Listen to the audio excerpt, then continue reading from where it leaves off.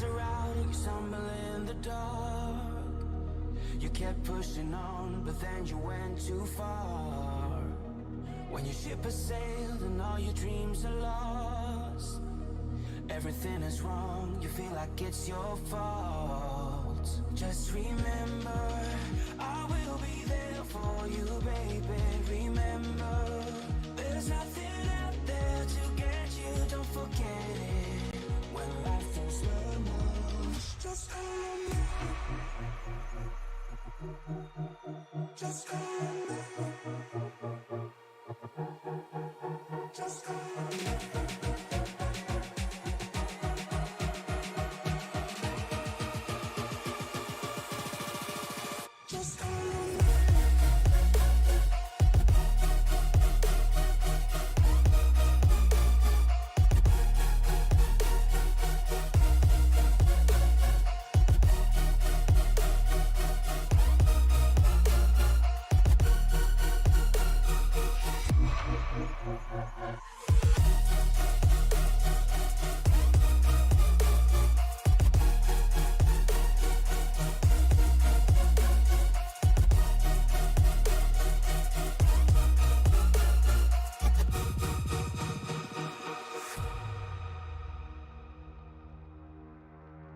You're stronger now than you ever been.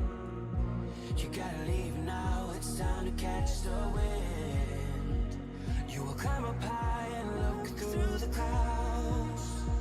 And when you're feeling low, I know you'll bounce back. Oh, and just remember, I will be there for you, baby. Remember, there's nothing out there to get you, don't forget it. When life throws lemons, just call me. Just call me. Just call me.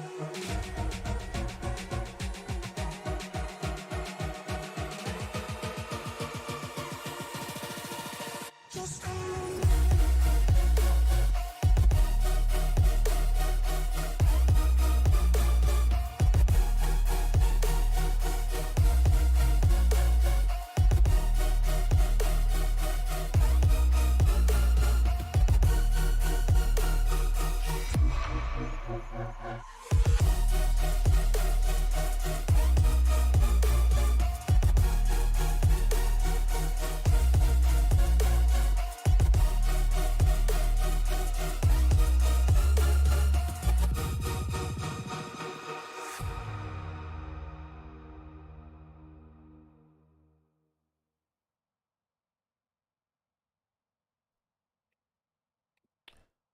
Good evening, ladies and gentlemen. Welcome to Sim Racing Media here live at Michigan International Speedway for the Charity Cup Series. I'm your host, Joe Bonnell. Along with me is Jordan Brockell in the booth here.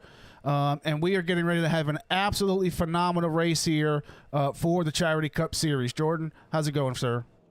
Oh, it's going wonderful. I love when we come to Michigan because these trucks are absolutely amazing at this track. I mean, they tear up tires, they get loose, they get, you know, kind of side drafted coming off corners, and you know, it's such an unpredictable track at times, especially late in a run. And I just look forward to this entirely. And you see right there our own Sam right here racing here tonight. That's why you hear Joe up in the booth tonight, but we're going to bring you just as good action as well. And I mean, I am ready to rock and roll with this thing.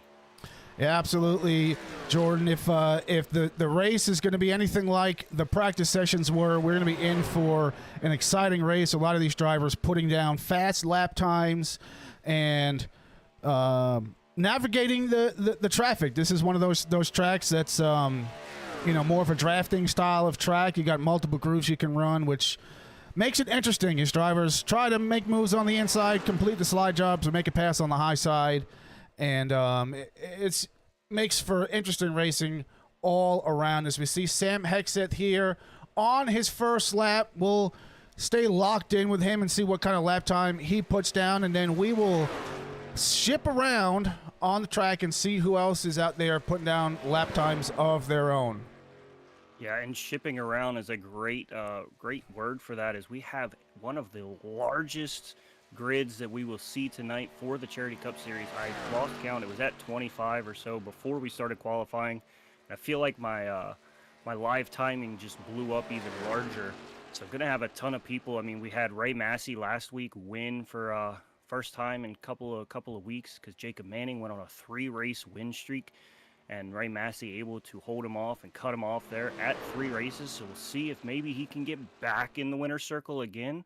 Or does Ray Massey maybe go on a run on his own? I mean, anything can happen, especially like you said, a drafting track like Michigan, you know, but it is multi-grooved. So I feel like it's how Atlanta runs, you know, how Atlanta runs now. You have that pack mentality, that pack kind of racing. And then as the tire wear gets in, they start to kind of spread out a little bit more. And you can see those guys use those different lines, trying to get the runs on the high side, try to dive it down to the bottom in try to get a run off the corner. And even some guys just float that middle line, kind of in between the two. You know, you can drive off hard, but maybe not as hard as if you were driving off the bottom. So a lot of different things that are going to be happening at one time. And with such a huge field, might be a little chaotic, and I love chaos. Yeah, we've got Justin Crittenden right there putting up a lap that's going to be good for 15th right now.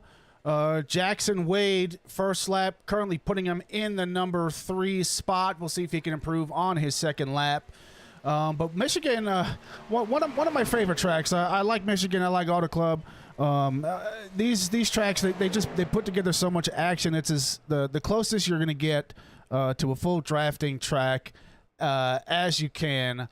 As Jackson Wade on the board in third. Jacob Link now, he's got a lap that's good enough. Actually, he just moved down to third, and Jacob Manning taking the pole as it stands tonight. But speaking of tonight, what we're going to do real quick, we are going to have our pre-race ceremony, and then we will be back to go green. To start tonight's pre-race ceremonies, we start with our invocation, given tonight by Charity Cup Series owner Curtis Mitchell.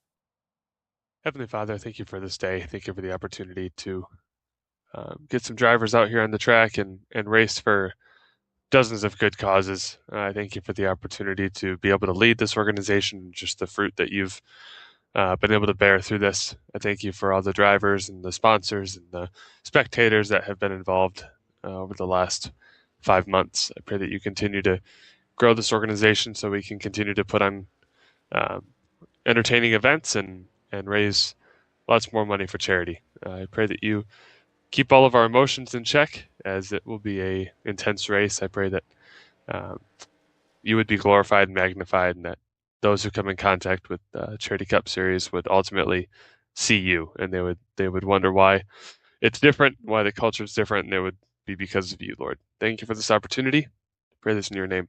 Amen.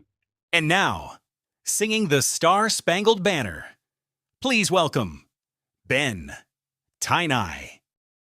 Oh, say, can you see by the dawn's early light what so proudly we hailed at the twilight's last gleaming, whose broad stripes and bright stars through the perilous fight o'er the ramparts we watched were so gallantly streaming, and the rocket's red glare, the bombs bursting in air, gave proof through the night that our flag was still there. Oh, say does that star-spangled banner yet wave o'er the land of the free and the home of the brave.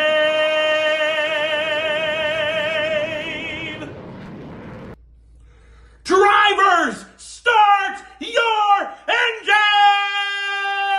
And he served in the army where he lost his right eye, but he flew a flag out in our yard till the day that he died. He wanted my Hey everybody, NASCAR driver Anthony Alfredo here. Hey everybody, Brendan Gaughan here. Larry McReynolds here with NASCAR on Fox. All the drivers competing this year are supporting a great cause because this is racing monthly on iRacing that ultimately supports great causes. Go out, enjoy, be safe, and have fun. Good luck this season. Have a great time.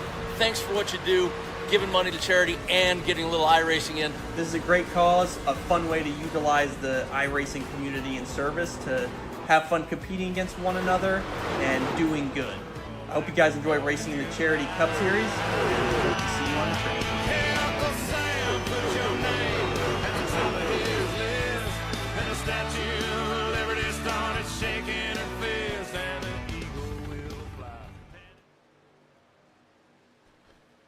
And we are back, ladies and gentlemen. As the drivers complete their warm-up, we are going to take a quick look at our race information for tonight.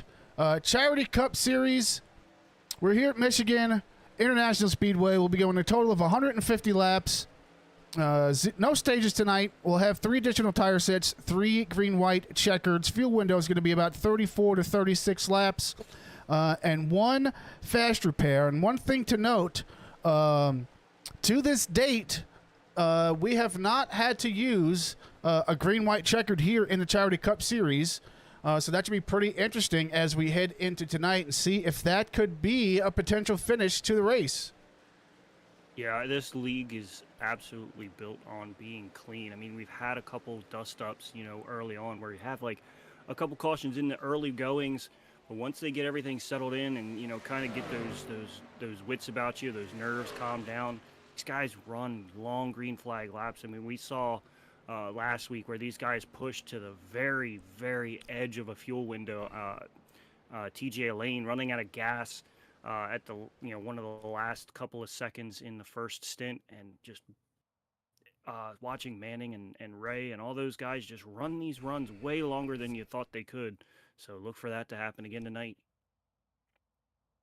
Yeah, it's amazing what you can do on the track and how some of these drivers are able to stretch their fuel mileage and extend their tire wear. But I do believe the field is getting gridded up. And tonight, pole winner, Jacob Manning, he will be aiming for the Great Lakes Sim Pole Challenge. And Jordan, I believe you have details as far as that's concerned. Yeah, Jacob Manning starting on the pole. If he can find a way to get into victory lane, he'll get $75 this week. Have not had anybody claim it in the last 2 weeks. So here, week number 3, $75 to Jacob Manning and his charity if he can pull off that pole challenge. Yeah, it's always great when you can get money donated to charity. Even better if you can get an additional few dollars, a.k.a. brownie points, sent to your charity of choice. And we've got a plethora of charities being represented here tonight, as we've got Jessica Ash in the chat rooting on the number 16 car. We'll see how he does in the race, as Jacob Manning and Dylan Chavis are bringing the field around the track behind the official pace truck. Yeah, Jackson Wade, Randy Meeks going to be in that row number 2 with Jacob Link and TJ Lane in that row 3 with Curtis Mitchell and Brenton Barker in that row number 4 as we get that pop-up right there as we get it caught up. As Curtis Mitchell, Randy Meeks in that row 3. Row 4 going to be Brenton Barker, TJ Lane,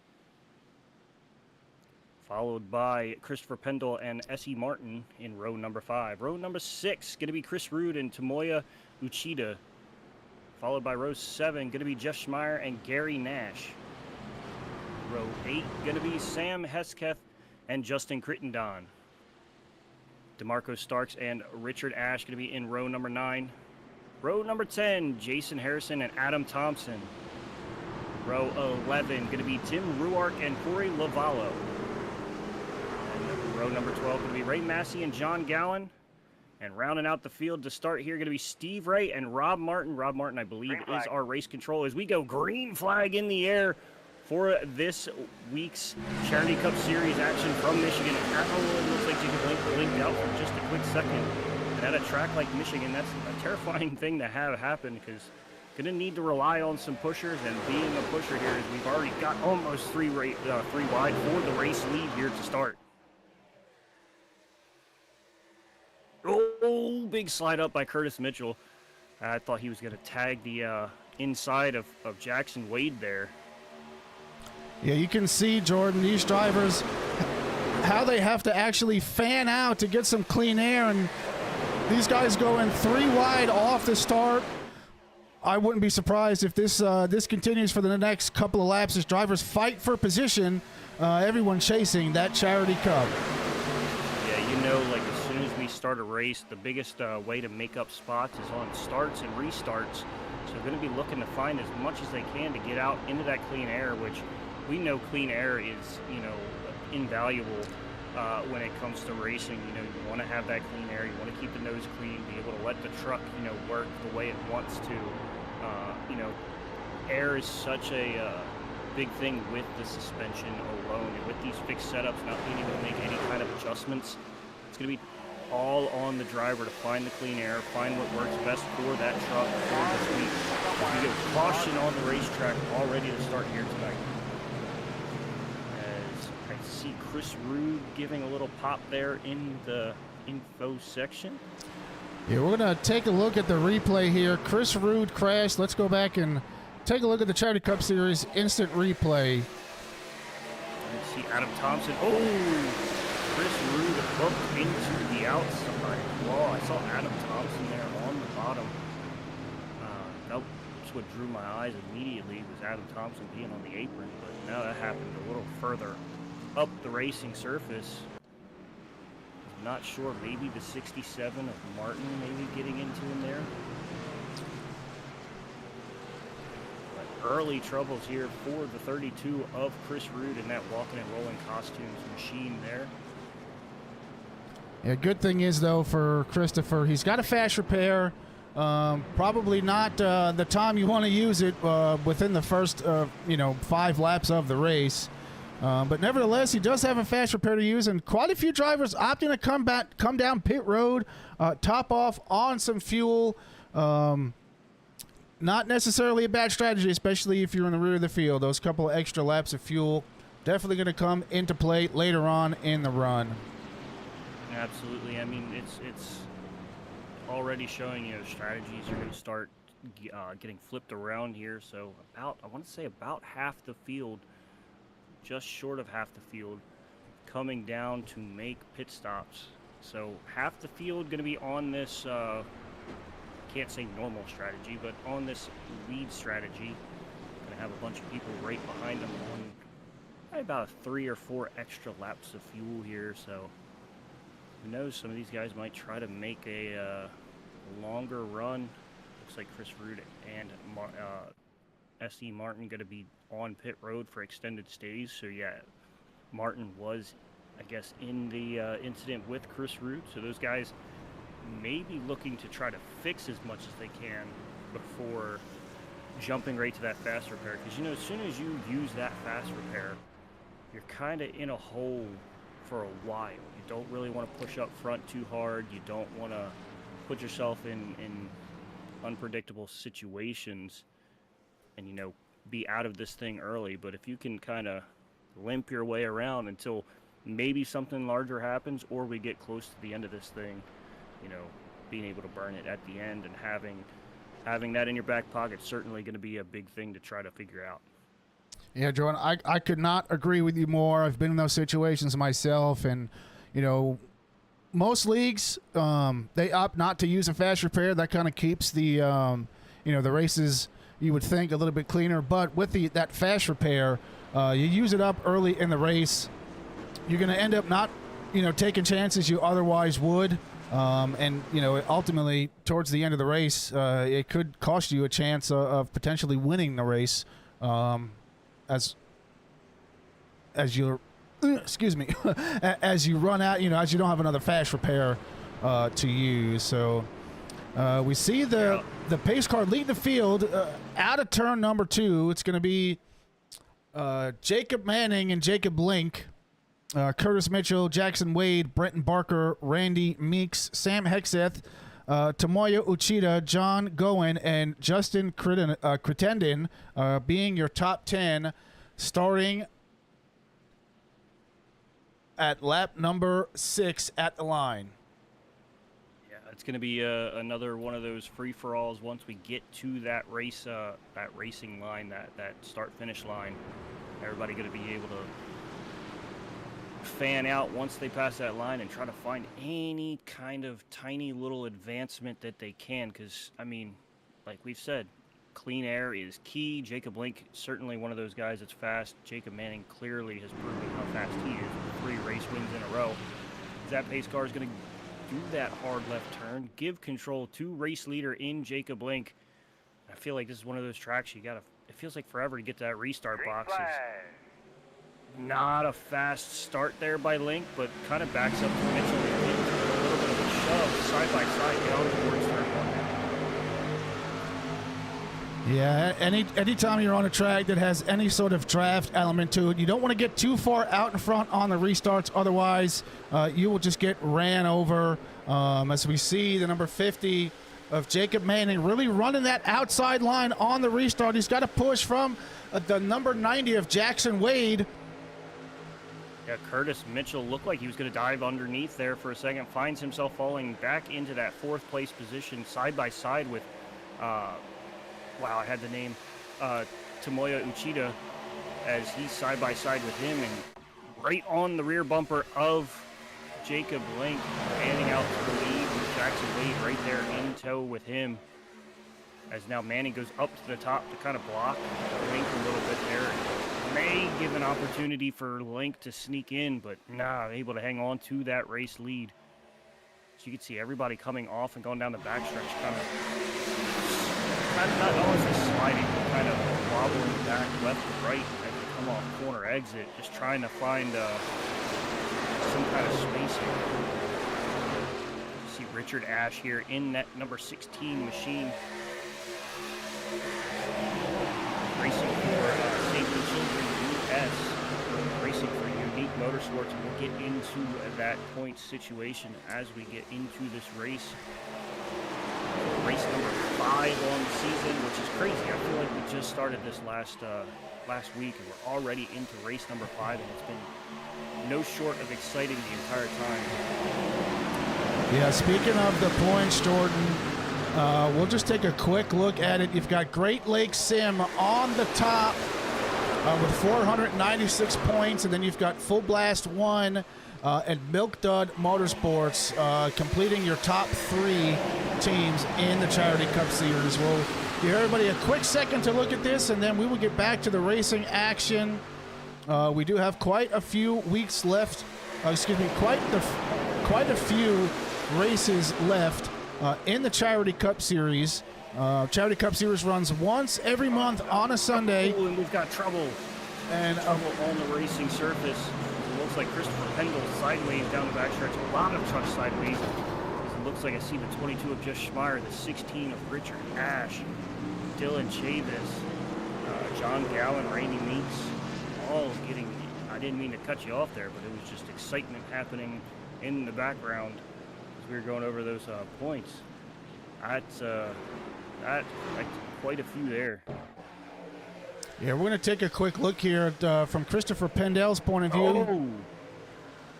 I don't know who that was. That maybe Chris Rude or Ray Massey, one of those two, because they run similar paint schemes. But it seemed like just like the first one that happened to Chris Rude, where he had somebody on the outside, he gets hooked into the wall, almost blows over, and then everybody else scattering around trying to avoid everything. John Gowan got hooked around. Yeah, 15 of Dylan Chavis as well. Yeah, that's one of the things here at Michigan. In that pack, once one goes, they all start flying. As you see, Martin there, geez. I had him and then I lost him. Where did he go? That was Rob Martin. I see Martin 16th right now. Would be S.E. Martin. Yeah. There we go. Yeah, there he is. And see, S.E. Martin was in that first incident and had that left front fender kind of crumbled up. We'll see now if maybe he's got to use and burn a full fast repair here. If he still has it, this is what we were talking about. You know, if you burn that fast repair on that first caution, if he doesn't have it now, I mean, that motor's smoking and definitely probably leaking fluid across the track. So you never know if you're going to have to use that fast repair a second time. But you sure would love to have it. You'd sure love to have it right about now if you're S.E. Martin. We'll see if he gets that automatic kind of repopulation of the body panels. And he does. So did have that fast repair, so able to save that there. Whew, that's one of those where he didn't take it on the first, but uses it on the second. So yeah, smart move there by Martin. And we'll kind of get back to what we were talking about before with the points.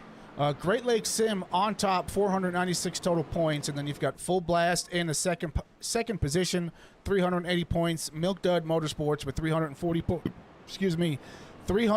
points, as well as all the rest of the teams. You've got Unique Motorsports, Great Lake Sim 2, Jeff Scheimer, who's the lone wolf, Leftover Motorsports, Dare Motorsports, DeMarco Starks, Critter, and BTDY Racing. And speaking of the teams, we'll take a quick look at the current list of donations. Charity Cup Series raising a total of $4,069.80, all going to about 20 different charities. Some of the most notable ones right now. Walking and Rolling Costumes appears to have raised the most money with $744. You've got the End Alzheimer's Association, American Red Cross, Wounded Warrior Project. So tons of great charities out there that the drivers of the Charity Cup Series have elected to donate to. absolutely. And I mean, I know from talking to Curtis Mitchell himself, he never could have imagined that this would be the impact that he would be able to make with this series, and it blows my mind too. It's just crazy, we get to call a fake race, a video game race, a simulator race, whatever you want to call it, and raise money for charity, and really just kind of combine the two things that we love up here, and watch these guys just race around and have fun, be competitive, and do it all for a good cause. So I mean, kudos to everybody that joins in and does this and sticks around and really helps grow this league. As I said, 25 cars took the green flag tonight, so love it.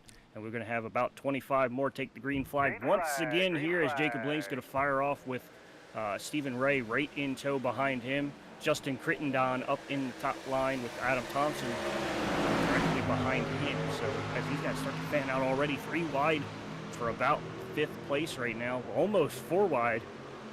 We are 4 wide now with TJ Lane down on the bottom in kind of a double stuffed Oreo there. Yeah, you've got the 316 of Curtis Mitchell riding the outside of the track right now, sitting right behind the number 62, Adam Thompson. You can really see these guys all trying to search for airs. Oh, Jacob Link, a little bit of a blink again. Yeah, we saw the number 90 of Jackson Wade here come way off the top of the racetrack and try and cross over about 3 cars and get down to the bottom as he blinks out for just a second. We're on board here with the number 29. TJ Lane gets hooked, as well as it looks like Curtis. No, it's not Curtis Mitchell. Same paint scheme. That looks like the 88 machine there. Brenton Barker getting turned around, and once again another big one. Chris Root involved. Randy Meeks involved. Tomoya Uchida, Ray Massey. Another ton of fast racers. I mean, TJ Lane, one of the faster guys in the league as well. Tomoya was showing speed early on in this race as well. As you take a look here, as it looks like, oh, TJ Lane and who was that? That's Ray Massey. Crittenden. That's Ray Massey there. I think Crittenden was the bumper that sent TJ Lane around. But early on, a couple more guys going to get collected up in some stuff as we take a look. Right there, the 30 of Crittenden in between Tomoya and TJ. And as TJ comes off the corner, just drifts up into that bumper and gets hooked off and almost blows over again. I don't think I think we're going to see some people get blown over here at some point tonight with how those trucks get sideways and just want to absolutely fly off the hinges. As you see right there, the 44, Tim Ruark, he collects with, I believe that was Chris Root or Ray Massey. There's our own Sam Hesketh right there sliding across. And there's the 32 of Chris Root. So a lot of guys injured once again here. Brenton Barker, you can see that right front wheel just flopping around in the wind. Yeah, when you put together high speeds and long sweeping turns and everybody trying to, slide off of the bottom of the racetrack and get up to the top, it's just a recipe for disaster. And, caution number 3 of the night comes on lap number 15 of 150. And, this is shaping up to be quite a shootout. It's almost like every lap, guys are just fighting for position, fighting for clean air, surging for grip, and we're seeing a lot of drivers getting collected early on in this race. Yeah, and a big thing is anytime we've seen someone get that, right rear hook, you see somebody directly behind it try to dart the gap, and that's when you see somebody get turned off the nose of someone else, which creates that bigger wreck, and that's where we see these guys having a lot of issues. And I mean, you can't fault them. It's human nature that when you see something, you're like, oh, got to take a step back or step to the side, and that's essentially what we're doing at 170, 180 mile an hour down the backstretch. It's kind of trying to jump sideways away from something, and that just collects more stuff. So everybody got to find a little bit of a deep breath and take a step back. Yeah, I agree. I think it's hard to do at 100. It's hard to do at 180 mile an hour. Well, I mean, one thing that hasn't really changed over the course of the last few cautions is our race leader, Jacob Blink. He seems to have got an advantage with all that clean air he's got out in front of him. And Curtis Mitchell as well making his presence being felt here tonight, consistently running up front, as well as number 62 of Thompson and the number 50 of Jacob Manning. These 4 drivers at the moment are the drivers to beat. Which one of these drivers is going to have the advantage, and which one of these drivers is going to come away with the win here tonight at Michigan International Speedway for the Charity Cup Series? That's a long list of who could come away with that, especially here at Michigan. It's unpredictable so far, as you've seen. Jacob Blink up here out front had, my memory is good, and my remembery isn't always the greatest. But Jacob Blink losing connection towards the end of last week's race was in line to take the race win and lost connection. I believe because of the VR headset crashed and put Ray Massey in the race lead to go on and eventually win with just a handful of laps left. But now looking to try to right the ship and get back and hold this lead and racing for that Eric Jones Foundation and maybe pull off a win here in Michigan. As that pace car is going to hand him control once again as everybody bunches up, waiting on that flag man to throw that green flag It's going to fly through the air now, and he's going to fire off. Adam Thompson in tow behind him. Curtis Mitchell with Jacob Manning giving the push.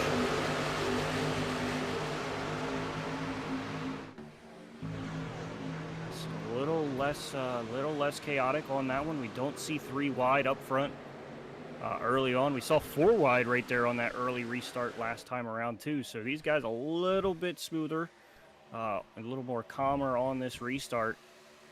As we're just trying to tick off a couple laps, get into this thing as we're working lap 18 of 150 right now. Crittenden looked a little loose there for just a quick second.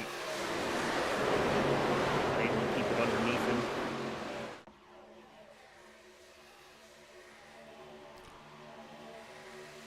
Giving a big shove to Christopher Pendle down the front stretch, trying to keep him even with Justin Crittenden. Side by side with him is Corey Lavallo, and you see right there out the front, just searching, trying to grab that bottom line, trying to find as much air as he can.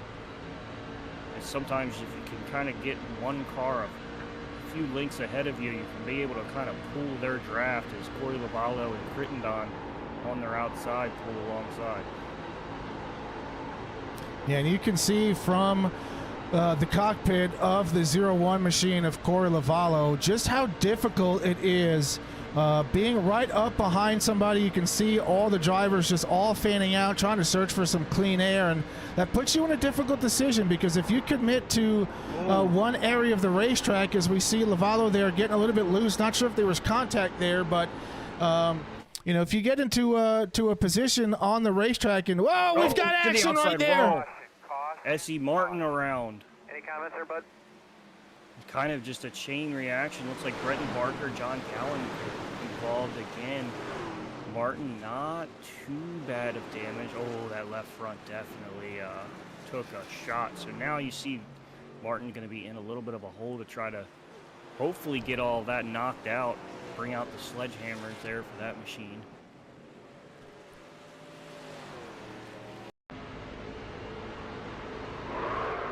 Yeah, just innocent bystander there.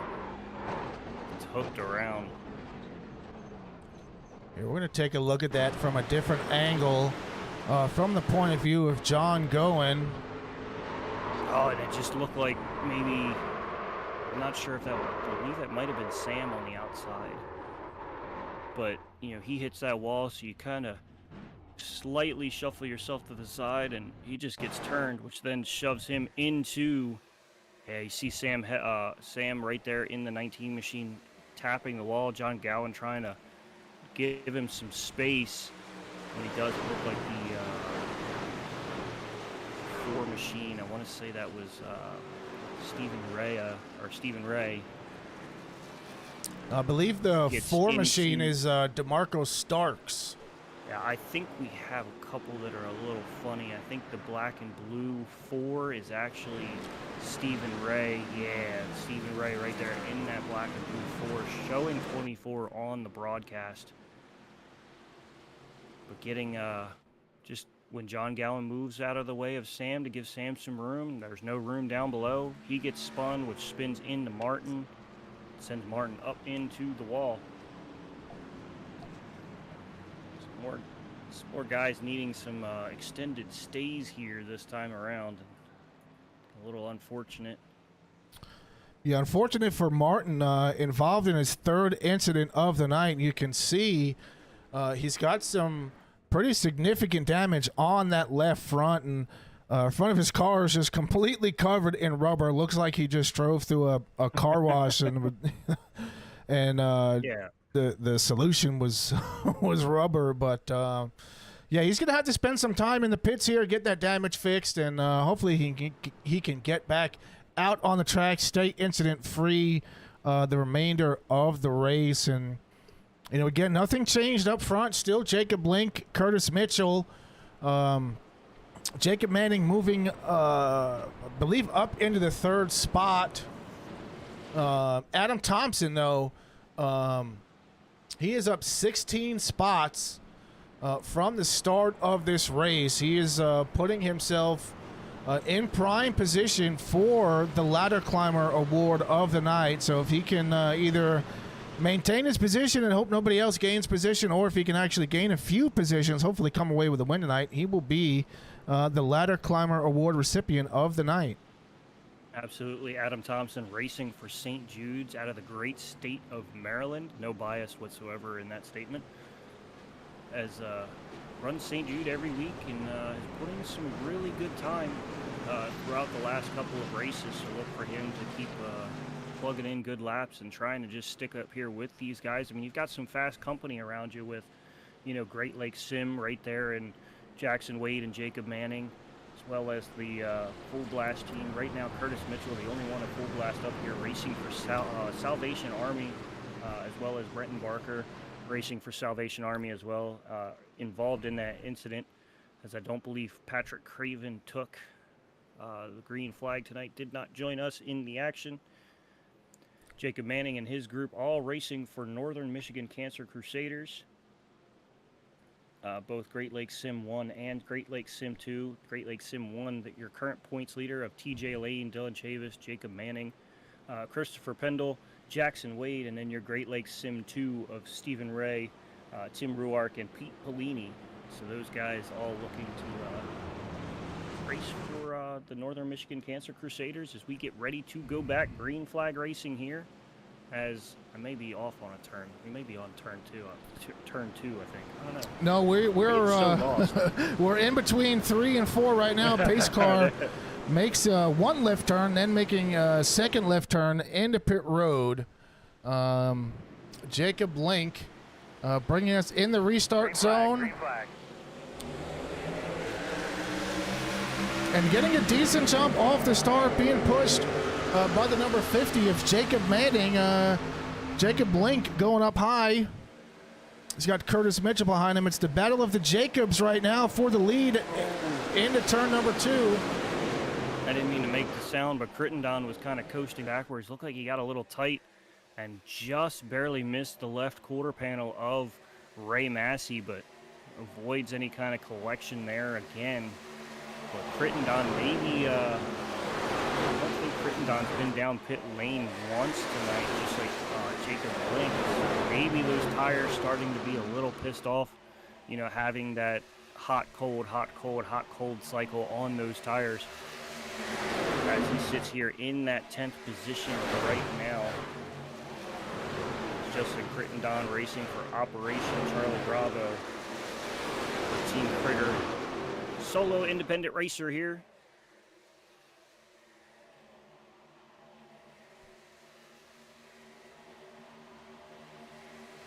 As I just noticed, Ray Massey, in those incidents earlier, able to use that fast rear grip, puts himself right here in that P7 spot. Last week's winner, looking to maybe go back to back and maybe try to start going on the run of his own here as he's inside Jackson Wade right now. Last week we saw it was kind of the Ray Massey, Jackson Wade, Jacob Manning show. And then you add in Jacob Link there towards the end with a strategy kind of putting him towards the front, and then the unfortunate disconnection which took the win away from him. That's one of the hard things you can't really control here. It's almost like, I always say that when you have a hardware malfunction outside the simulator, I draw that up as the randomness that can happen, like where a transmission goes out for somebody in the real world, or just a motor that just decides to let go. It's kind of where I think that's the closest iRacing can get to having like an actual failure mechanically on the racing surface. Yeah, I couldn't agree with you more. But Jordan, as we see exactly what's going on, what's happening on the track right now, top 9 drivers are starting to get a little bit of a breakaway. We've almost got 2 separate packs as the number 316, Curtis Mitchell, has claimed race lead. Yeah, Curtis Mitchell running out front with Jacob Manning right in tow. And, Manning is one of those guys that He doesn't like to play second fiddle. He loves to. That's how competitive he is. And I look for him to maybe try to find any possible way around this 316 machine as Jacob Manning goes down to the inside of Curtis Mitchell now, just as I had kind of thought, trying to get to that race lead. When you're in that race lead, you can control just about anything and everything. And for Manning, racing for that Great Lakes Sim Pole Challenge, trying to win $75 for his charity of choice. So a little extra on the line there for that 50. Yeah, and Manning able to complete the pass through turns 3 and 4. Got a massive run on the inside of Mitchell and just ran away with it. Didn't even have to complete a slide job. He had cleared him by at least a car and a half, a car length and a half. There are the words I was looking for. Yeah, right now our top 6 are, now top 5 if Jackson Wade makes the pass on Adam Thompson. This top 5 is typically the top 5 that we see week in, week out. Always up front, trying to find ways up front. Jackson Wade, Curtis Mitchell, Ray Massey, Jacob Manning. Those guys constantly fast. Everywhere we go as Jacob Link gets a little sideways off corner. Adam Thompson fighting to stay right there on the back bumper of the 74 machine there. Some guys that are just trying to mix themselves into the conversation, keep themselves right here on the back. As you see Link running a little bit of a higher entry than the trucks in front of him to get that clean air on the nose.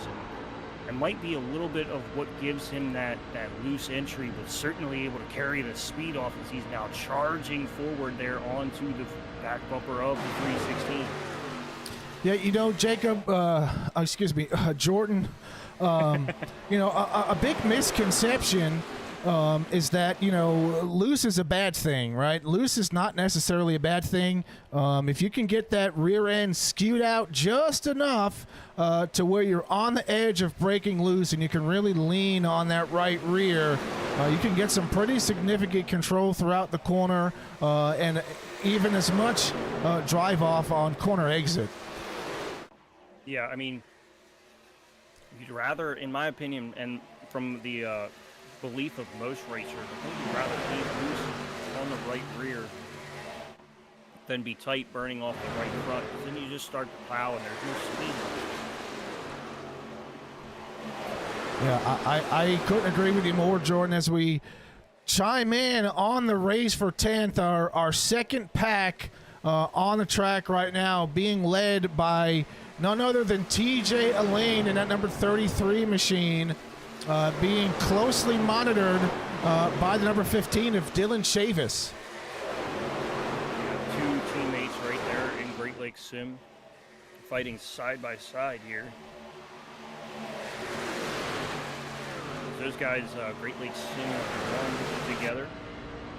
Current teammates up towards the front, so those guys looking to get up there and join with those guys, maximize the points.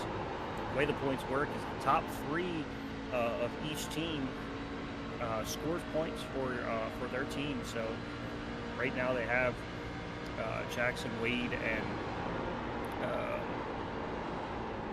where did the 50 go? I just realized the 50 had fallen down to the 8th place position. I was trying to find him. I know he was just up there in the front. So, but right now, Jacob Manning, Christopher Pendle, and Jackson Wade, that are scoring points for their team right now. And I was a little flabbergasted that the 50 had fallen.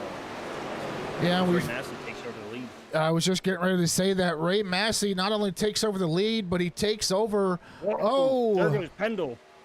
Way down on the bottom of the racetrack for that number 94 machine. And I was just getting ready to say Ray Massey not only takes over the race lead, but he actually takes over the running for our ladder climber award tonight, as he is up 22 positions from where he started.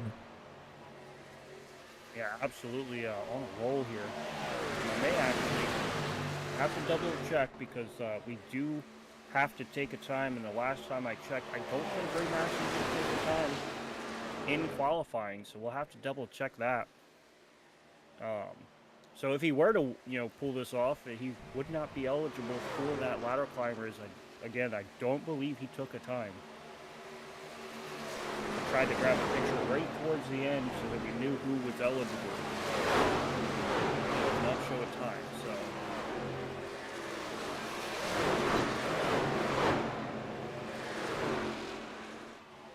Which it's got to be one of those things that actually feels like a gut punch.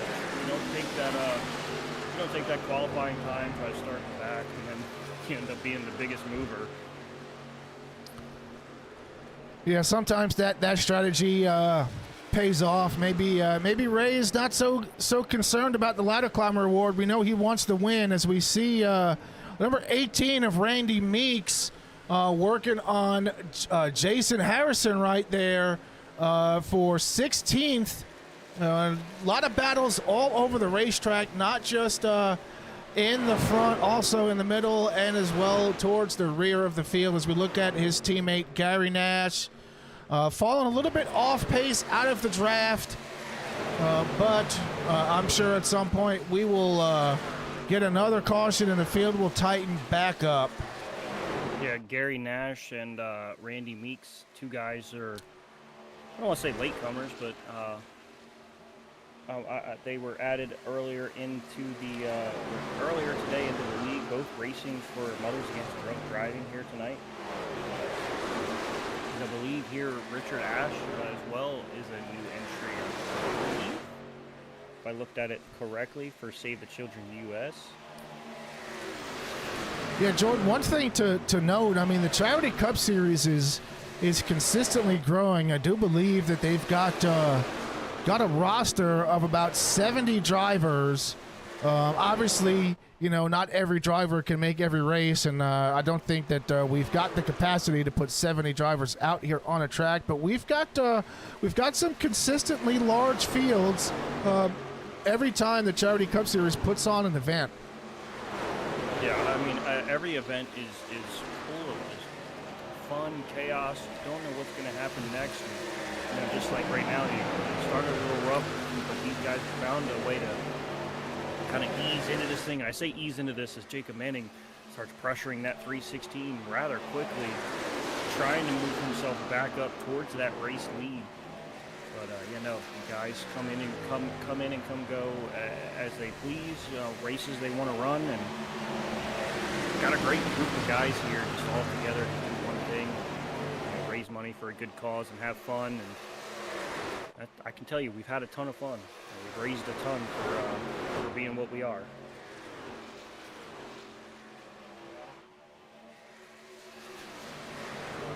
As you can kind of see from this point of view, the field is starting to stretch thin.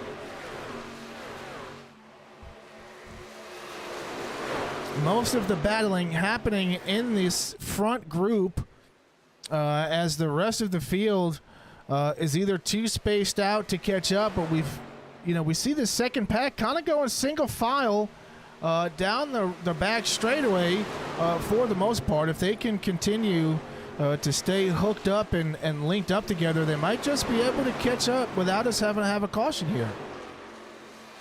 Yeah, teamwork and we're going to make the dream work for sure with these guys. If they get in a line, they run the line that works best for them in the corner from what it looks like, and then all converge together and find a way to make up time down the front stretch and back stretch. Yeah, that's where you're gonna make up time. As far as these guys, if I'm these guys, what I'm concerned about, getting clean air in the corner and being able to have a good exit to fall back in line. I'm not so concerned with making up track position at this point in the race. I'm just more concerned about catching up to that lead pack. Once you get there, then you can start determining how and when you want to make a move and start making up positions. Yeah, I mean, what's crazy here is out of 24 or 25 drivers that took the green flag, only one is a lap down. Everybody else still riding in that lead pack, or in that lead lap, except for just one driver, John Gallen, had a little bit of trouble, but still racing on this field, on this track right now. So everybody that's took the green flag is still running, which is phenomenal to say after 42 laps. Yeah, and I mean, at some point, because the thing is not if we get a caution, it's going to be when. You know, I do say that with a grain of salt because it is possible we do go green. But if we do get a caution, Mr. Gowan in the 14 machine, he'll get the lucky dog, if nothing else, a wave around, and he'll be back on the lead lap as we see. Slide by Jacob Link. Major slide right there. As the number 90 of Jackson Wade gets on the inside and packs some air on the left rear of Jacob Link. Link reclaiming the race lead over Ray Massey. It's not even like one of those things he did intentionally. It's just kind of like, you know, running everybody's different line, and you just kind of get right up tight and close, and next thing you know, you find yourself 6 cars under a blanket.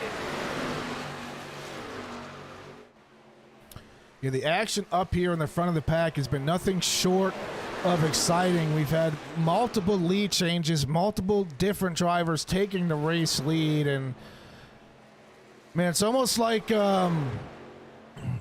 they're playing leapfrog. It's like, you take the lead, now you take the lead, now you take the lead, and just awesome racing by these guys as we see almost 3 wide right there. Jacob Link going down pit road. I don't mean to cut you off. I was going to bring it up with Crittenden coming down pit road. I kind of felt that Link was going to make a stop soon as Jacob Link now lead to Jacob Manning to get his first service of the night. Yeah, with the fuel window being about 33 to 35 laps, adding in those cautions that we've had makes sense that he was able to stretch it to lap 45, and you know, curious to see when these guys that were in that front pack decide to go ahead and pit. As we all know, we see the number 62 Adam Thompson coming down pit road. This is when the field really starts to thin out, as the green flag pit cycles start to take effect, and you know, the field just starts to thin out, and then it becomes you know, a driver skill and endurance game rather than a draft game. Right, and this is also where I think having teammates in the same vicinity is going to be absolutely key, and you know, kind of get your team together, almost kind of how, you know, you would at a Daytona or Talladega, where you would hit, you know, team pit. So we can get those guys all close together and kind of team pit at the same time. It would be a big key to maybe take control of this race entirely. Yeah, and if we put things into perspective, this second pack being led by Scott Martin right now, just a little bit over 8 seconds back from the leader right now. So Jacob Manning and company have really built a substantial lead here, and they're looking to make it a 5-way battle for the race win, it seems, at this point.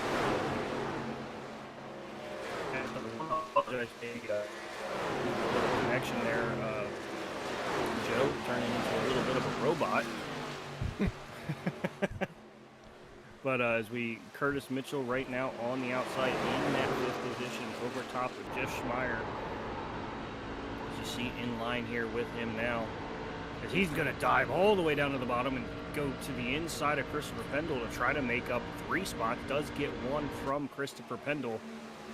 That was a gutsy move to dive to the inside as quickly as he did. I almost can't blame him. He had a massive run on the exit of 2, and top line just stalled out. And I mean, you got to do something with that run. That's just not something that any driver is going to try and back out of. Absolutely. When you see something, you're going to take it. And I mean, most of the time when I try to, it ends really badly for me. As we see Stephen Ray and Jason Harrison battling in the back of the field for 16th right now, trying to catch up to and right across the stream, it's the 0-1 of Corey Lavallo, and I believe I'm not sure if Jason Harrison was involved in that. I could have swore I saw another 9 car involved in that. We'll go back and take another look. Yeah, that was let's see here. Oh, TJ Lane. Yeah, that was the 29 of Tomoya. It looks like TJ just goes to the inside and wow. That almost looked like a net code because it doesn't look like TJ Lane. I mean, from that angle at least, doesn't look like TJ Lane gets much contact into the 01. No, absolutely not. We're going to take a look at that from the suspension cam of the 01. Oh, yeah, no, yeah. He definitely made contact. Yeah, that that definitely showed it a lot There clearer. was some that, and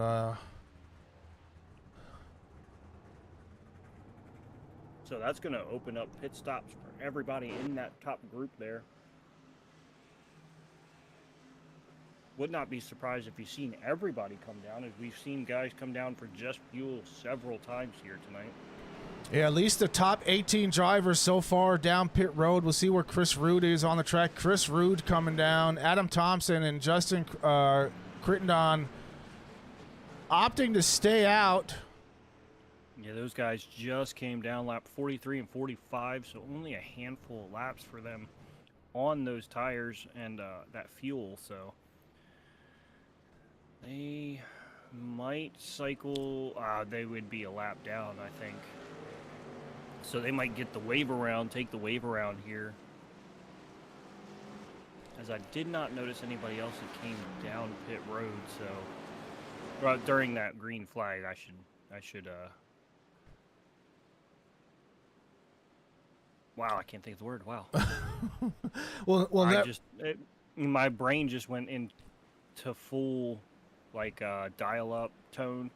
Adam Thompson and Crittenden, I believe, were the only two that went down green flag stop. So those guys should be the only ones to wave around. But everybody else coming down, getting fuel and 4 tires. So now everybody back. We're about a third the way through this race, and I mean that's that first 50 laps was eventful, and now we've got another 100 to do. Yeah, with the 5th caution coming on lap number 50, it averages about a caution every 7 laps or so. Again, just an average. We did have a pretty significant green flag run there after caution number 4, as we see some of these drivers getting the wave around. Yeah, so everybody, I believe, we'll have to wait until we get back in order, but I believe everybody to Chris Rude will be on the lead lap. Chris Rude and Crittenden should be on the lead lap as well. So 21 trucks going to be on the lead lap to go here. Sam Hesketh and Jacob Link, first trucks a lap down. Corey Lavallo still getting service done in the pits, as well as John Gowan. He's about 7 or 8 laps down. So everybody else still on the lead lap, and if you're on the lead lap, you're still in contention for this race right now. Yeah, absolutely. I mean, and don't count out Sam Hexath. He's only a lap down right now. He is currently in the lucky dog spot should we get a caution. He just needs to stay in front of Jacob Link. Jacob Link, unfortunately, I guess opting not to go for the wave around there and get his lap back. I guess he's going to try and fight his way up, get himself into that lucky dog spot, and get back on a lead lap that way, as we are back green flag racing here at Michigan. Jackson Wade and Jacob Manning, Great Lakes Sim 1 side by side as they go down into turn 1. Christopher Pendle going to stick his nose down underneath Jackson Wade, also part of that Great Lakes Sim 1 team. So Curtis Mitchell trying to shove his nose into the outside of the 90 as he gets the wall a little bit there.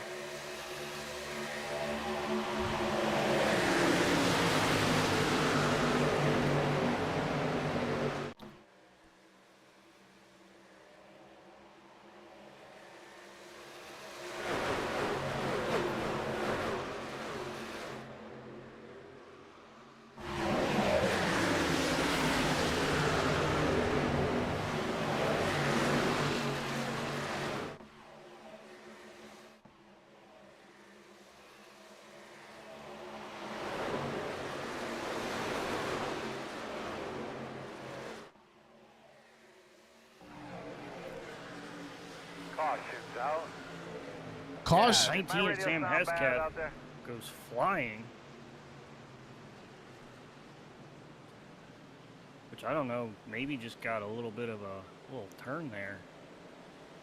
I got so stuck into watching that my brain kind of shut off for a little bit. I'm not going to lie there. And then I saw Sam go sideways. It's maybe just a shove there by the 62 of Adam Thompson. I mean, good job by Hexeth locking it down. We're going to take a look at that from the rear chase angle of Sam Hexeth and kind of see exactly what happened. Yeah, just a shove there by Thompson on the outside and sends him around. Minor contact head on with the wall. Not going to make that significant of an impact for Sam. More concerned about that rear damage that he's got, but yeah, not sure. You look at that nose. You look at that nose. It almost looks like he didn't even touch anything. At least on my screen. Yeah, no, I mean it looks perfect. Only thing we'll take a look at it is his rear damage. He's got an impact on both the left and the right rear. So we'll see. I'm not sure if he used a fast repair yet, but we'll see what he decides to do.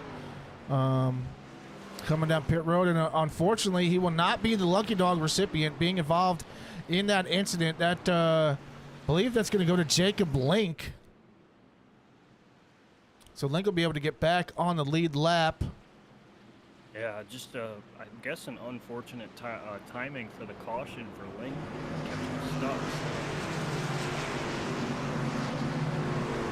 Have to see if he can trek his way back up into that top 5 that he'd been in all night. See how that works for him.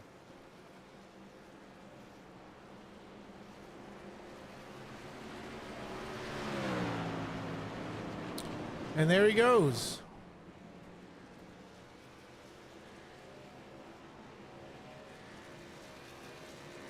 The lucky dog recipient, Mr. Jacob Link, get back on the lead lap after unfortunately falling victim to a green flag pit cycle caution.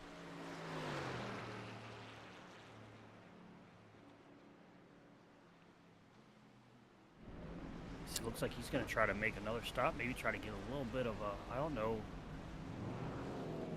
Looks like pit road is closed on my end. I hope it's not closed for him. It looks like he's pulling off to the side. I don't know if he's having a little bit of a hardware issue or what. Not sure, but I don't think he'll get significantly penalized. I mean, he's going to start at the tail end of the field anyway, so pit road penalty, that'll just keep him at the tail end, and he'll already be there, so he's just going to have to get off of pit road quick before the pace car. You got to blank and get at this point, but I don't think he's going. Oh, there he goes. He might get it, but now you got to. I mean, it is a big track. He shouldn't be miles behind by the time they get back around. He should be able to get back caught up and in line, so it's certainly one of those, like, you gotta hope you don't spin out on the out lap. I've done that many of times. You get in for that last bit of pit, or last bit of fuel, excuse me, and you're feeling good. You get off pit road, or in time, and you haul the mail around. You go into that first turn 3 and 4, and then loop it around, and then everybody's like, "Why are we extending the caution?" And then you just hurry up and jump to pit road and hope nobody sees your truck as evidence. Yeah, and if you think about it, he's still got 93 laps to go, and plenty of time for him to make up some spots and work his way back up to where he should be. Great Lakes Sim right now has Curtis Mitchell kind of in a box. TJ Lane right up on the outside line. If him and Schmeier were flipped around, he would be boxed in by Great Lakes Sim 1 right now. So just up here in his lonesome trying to fight, a 4-to-1 battle, which is not quite fair, but hey, that's racing. As that pace car gives control to Jacob Link once again. He's going to fire off green flag back in the air to start lap 50, to start lap 58 of 150.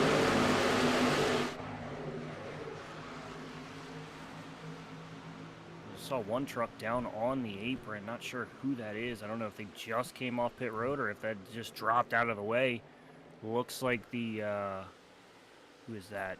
I don't think it's the 01. It might be. Yeah, I believe that was the 01 of Corey Lavallo. So just probably just getting out of the way and said, y'all have that. Got about 4 laps down right now, Corey Lavallo. So just trying to hopefully get a couple of wave around, get himself back on the race lead and get himself going. As Stephen Ray here right now in the 7th spot, up 18 positions, but I believe Stephen Ray, another one of those guys that did not take a qualifying time.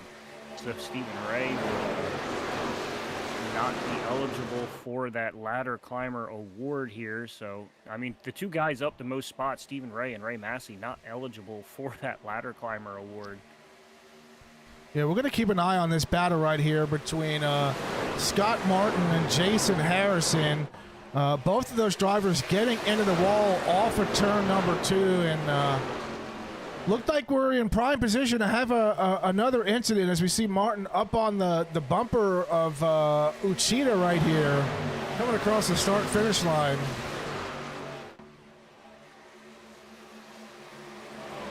Well, I stand corrected. That was the 23 of Ray Massey he was behind. I thought it was Uchida. Yeah, Uchida is right there, though, so you're not far off. Uchida's right there in that 29 machine. The 9 machine of Jason Harrison right there as well. So some different names entering into this top 10 here right now. I mean, S.E. Martin is the shocker after the incidents that he's been in tonight. Able to keep himself here. Martin Sports know that very well. So a good racer and certainly good apparel there at Martin Sports as well. As, just fighting inside here of Curtis Mitchell right there behind Uchida. Uchida drifting up just a bit. Mitchell up a little bit into TJ Elaine. We've seen a number of times when those guys are side by side, chaos ensues. Somehow they keep it all together. Everybody's kind of sliding around for position here. You've got Massey and TJ Elaine up there in the mix, as well as I believe Richard Ash.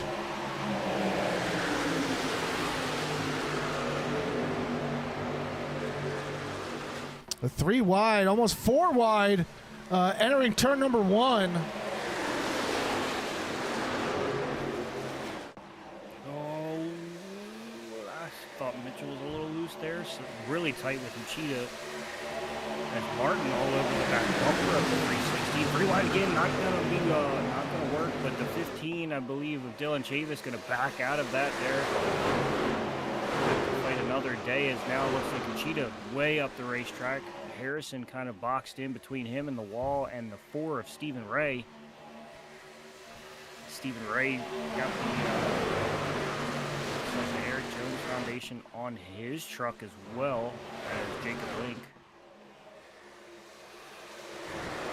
Martin really tight to the 4 again. Now onto the door of the 23 or 22 of Schmeier, and they're going to get collected. That's going to be disastrous again. Just notice some of these trucks are just really loose off corner and just kind of floating around. Yeah, Martin getting into the door of the 22, and once trucks get kind of collected, it's hard to get separated.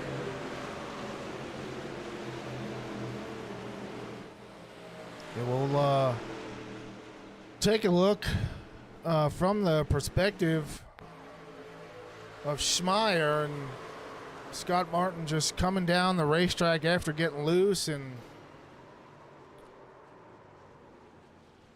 absolutely destroying Scheimer.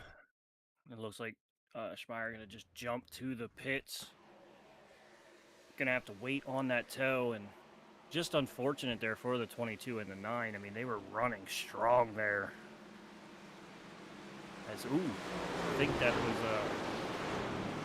maybe Gary Nash or someone in a black truck just barely missing the 22 there. And 22 came across their nose, and they said, "Oh, hello."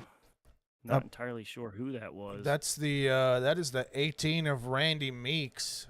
Randy Meeks, yeah, there we go. Just narrowly missing that. Let's go to the cockpit view here of Randy Meeks during that exchange. Gonna see from his point of view.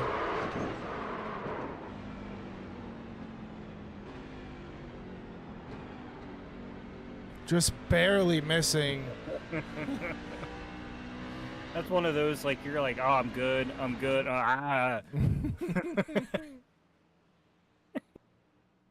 Just have that slight jump scare. At least it happened at the low speed that it did. And, you know, if you're going 200 mile an hour at, say, Daytona, and all of a sudden a car's in front of you and darts in front of you, that's a lot bigger of a jump scare, but still a jump scare nonetheless. Absolutely.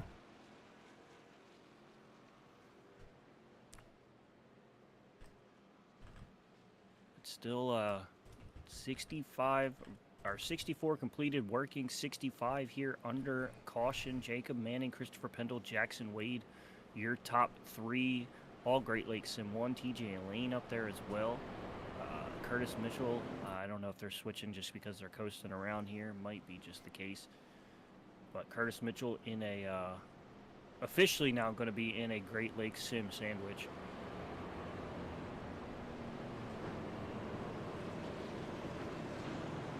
Great Lakes Sim 1, I mean, they're the points leaders for a reason, showing that, you know, they can at least get 3 trucks within that top 5 and just completely control the point situation right now. And it's a hard thing to try to battle. Is you got 4 strong trucks right here, so you get by 1, you still got 3 more to find yourself around. Yeah, absolutely. We've got CM2005 in the chat predicting our top 5 finishers is going to be Massey, Elaine, Mitchell, Starks, and Harrison, with Massey taking the win. Oh. We'll see how it shapes out. Massey sitting 13th right now. Yeah, I mean, you've got 3 of those 5 right now in the top 5. Elaine in that P5 spot. Oh, sorry, I completely didn't notice that Massey was in the 13th position. So 2 of those guys in the top 5, Elaine and Mitchell in the 4 and 5 spot. Massey in that 13th, 14th spot.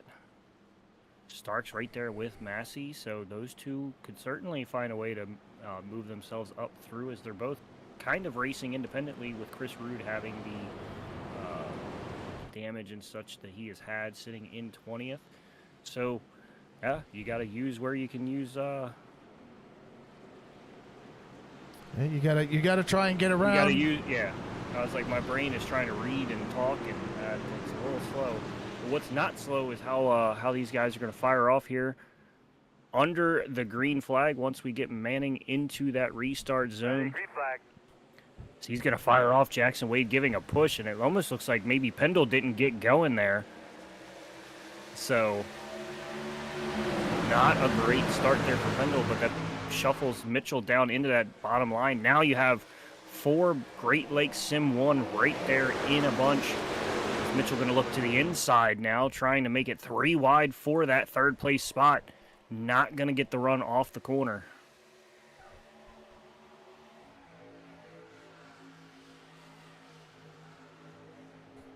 As we see Mitchell sending it 3 wide again between TJ Elaine.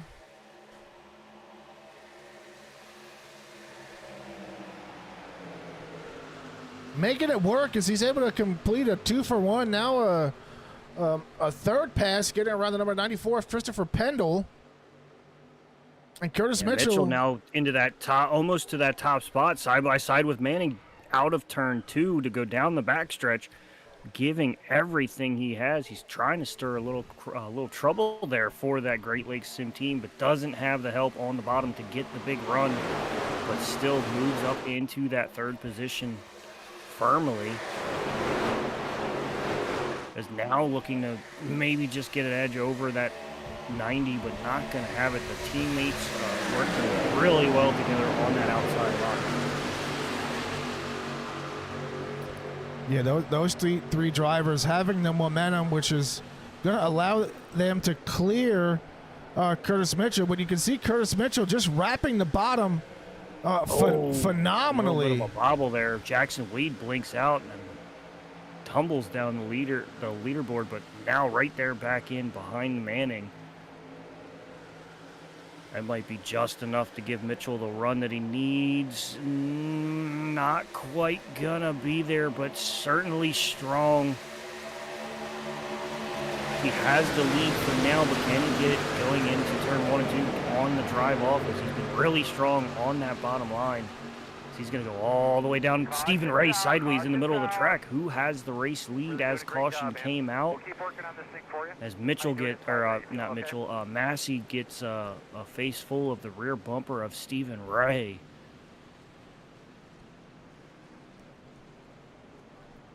And we're going to go back and take a look and see just what happened there to Stephen Ray.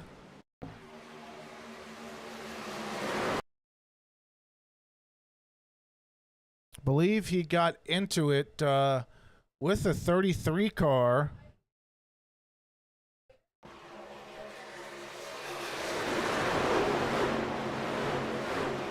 Believe it's going to be coming into turn number 1.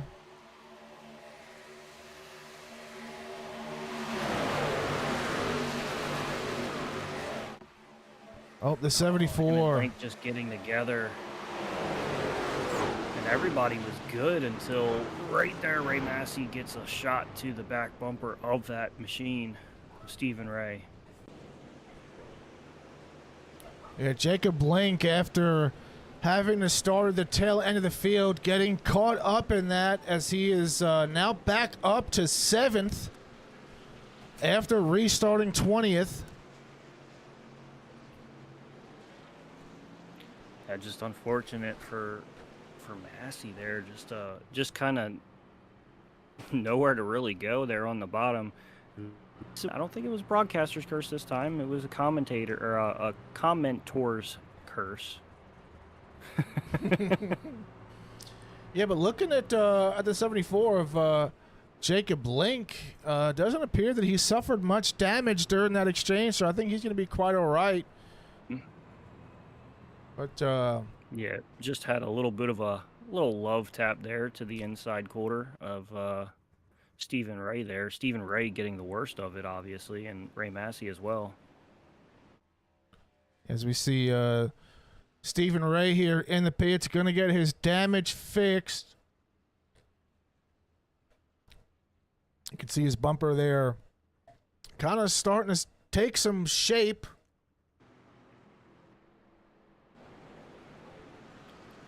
Reminds me of, the old NASCAR Thunder days when you would sit there in the pit road and you could watch the body panels just kind of morph back to the best position that they could.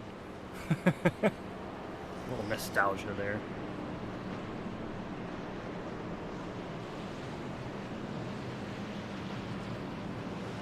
So as we currently run here right now under caution, still Manning, Mitchell, Wade, Pendle, and Elaine in that top 5. Javis, Link, Uchida, and Crittenden and Ruark are going to round out our current top 10. Ladder climber, I believe, right now would be Tim Ruark, currently up 11 positions. As it looks like he did take a time, so up 11 positions right now, the mark for that ladder climber award.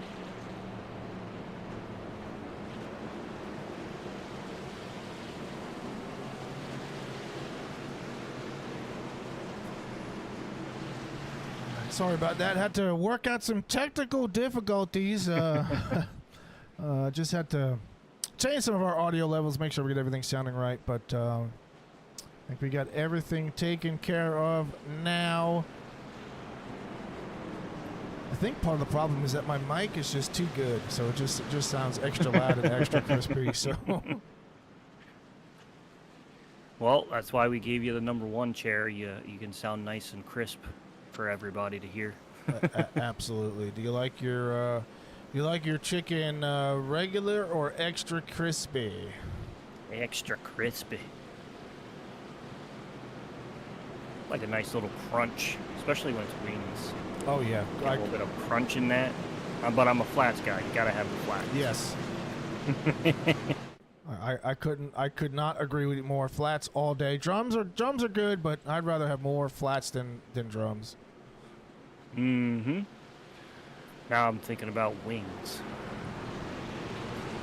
Like we said, to reset the lineup, Jacob Manning, Curtis Mitchell on that front with Jackson Wade, Christopher Pendle 2, 3, TJ Lane and Dylan Chavis, Jacob Link, Tomoya Uchida in row 4, Justin Crittenden, Adam Thompson in that row 5 as we go green flag back in the air for race leader Jacob Manning. A little bit of a slow start.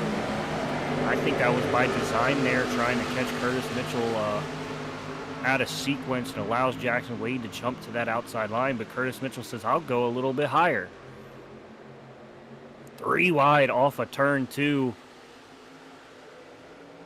As we're just approaching so ever close to that halfway point as we're working lap 74 of 150. These guys are 2x2, just behind the race lead. 94 of Christopher Pendle there, getting a little loose in the center of turns 3 and 4 as Jacob Link able to get around him, move up into the number 5 spot. And that right now is the only thing that would be of help to that number 316 as far as teammates would go. I mean, Jacob Link racing for Milk Dud Motorsports, so not a teammate, but another solo Mio guy up there right now in the Sea of Great Lakes Sim, or should I just say the Lake of Great Lakes?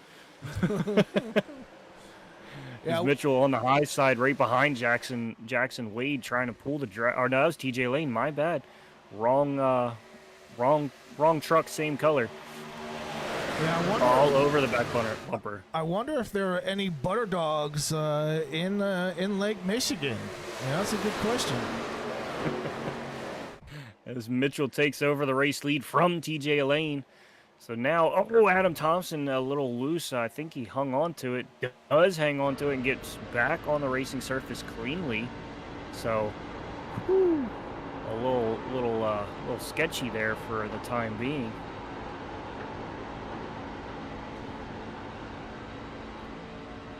He sits here in that P11 spot right now, up 9 spots from the start of this race.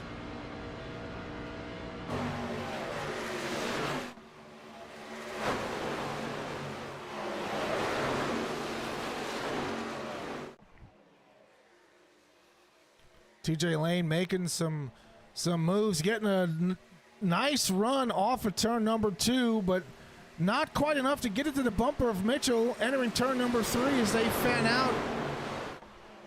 About 3 wide staggered there, center of 3 and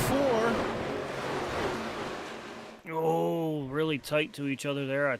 I mean, I know they're teammates, so they're going to be a little extra cautious, but Manning really close to that left quarter of the 90 of Jackson Wade.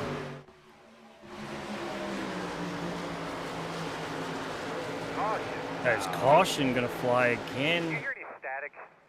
I don't see, it looks like Dylan Chavis, the first name that pops. John Gowan showing he went off track, but that was a little bit later, so maybe some situation there between John Gowan and Dylan Chavis. Oh, the 30. Oh, that was Crittenden, and Thompson gets collected. And then maybe Gowan went down. Gowan comes in slideways in front of the 15. I think just trying to avoid him, and locks up, starts to slide sideways off the corner here. You see Crittenden there about the middle lane and kind of drifts upward. Maybe fighting a tight condition on corner entry and tags that 15, and then Adam Thompson just nowhere to go. Sam almost getting into that too. A big contact right there on the right front of Thompson, and as equally significant to the left front of Chavis right there.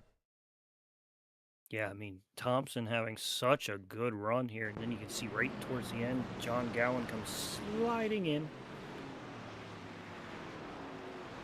Well, but Chavis's truck only looks like he's got some rear end damage.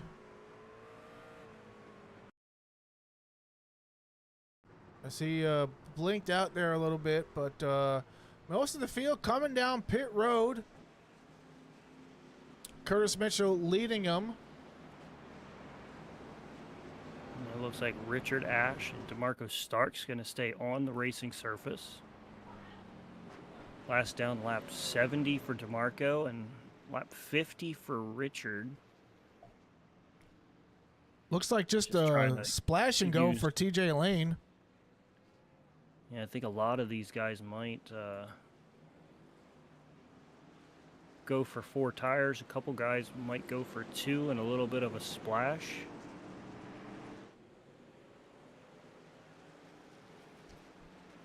Take a look. Stephen Ray was fuel only. Randy Meeks was fuel only. Now TJ Lane 4 tires, so just a quick stop by him. That's going to shuffle that order up a lot. Yeah, the thing to keep in mind, you know, these drivers only getting 3 additional tire sets. So they're going to have to make do with what they've got. Some of these drivers only having 1 set of tires left. They're going to have to make it count.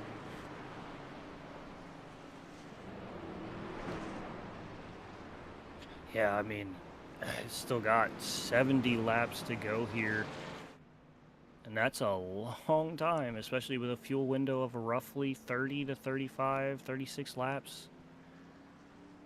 And if you've burnt up all those tires, you're going to be screaming for help, just grip-wise. We're having, you know, that plowing condition into the turn. So, going to get real interesting as we get into this thing. Looks like Richard Ashe and DeMarco Stark's going to be on the front. Looks like maybe Mitchell going to come back down. The way he's down on the apron, I thought maybe he was going to come back down pit road, but now going to stay up there.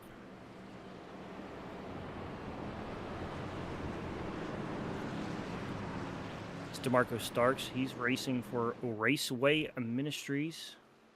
Currently in that P2 position here. And DeMarco Starks had some strong runs, I believe, top 5 last week for DeMarco Starks. So looking to maybe get on a run there with him to get consecutive top 5s. And Jacob Manning sitting right there in the P4 spot, trying to get his $75 there for him. Is Curtis Mitchell trying to play spoiler for all of these people in Great Lakes Sim, who are just right there behind him. So got a lot of different stories going on here. Richard Ashe, newcomer to the league, so him looking to put on a early, quick, strong showing as we get ready to go back. Green flag racing as Pace Truck makes that hard left turn to give control over to that number 16 machine. Make that trek to that restart zone as he's going to be green flag in the air. Fire off real nicely, and now Manning looking all ready to jump on the 17. DeMarco Starks right there to the inside, 3 wide for third place. A lot of 3s in that sentence as Mitchell goes down, way down to the bottom line. He's going to be able to slide up off corner with no... Oh, Pendle sideways backwards into the wall. Another machine as well. I can't see. It looks like the 19 is Sam Hesketh. And maybe Chris Rude there. She saw Pendle get spun around and back into the wall, and then it looks like Sam gets loose off corner as well. We'll see here as they come off the turn. It looks like a bunch of, looks like whoever there in the inside converged upwards, forcing that middle truck up into Pendle as Pendle backs it into the wall. Yeah, I believe that's I'm trying the to see 18 of Randy Meeks and Hexeth. Yeah. We'll rewind this and see what happened I'm at not sure if Hexeth. I think that was not. two separate incidents there. Yeah, it looks like he checked up for the incident, and it looks like maybe Tim Ruark gets into the left rear of him, so kind of doing the same thing that happened to Christopher Pendle right there. I think Chris Rude just along for the ride as well.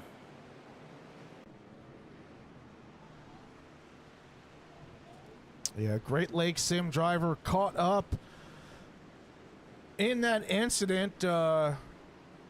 Christopher Pendle was running up towards the front earlier in the race.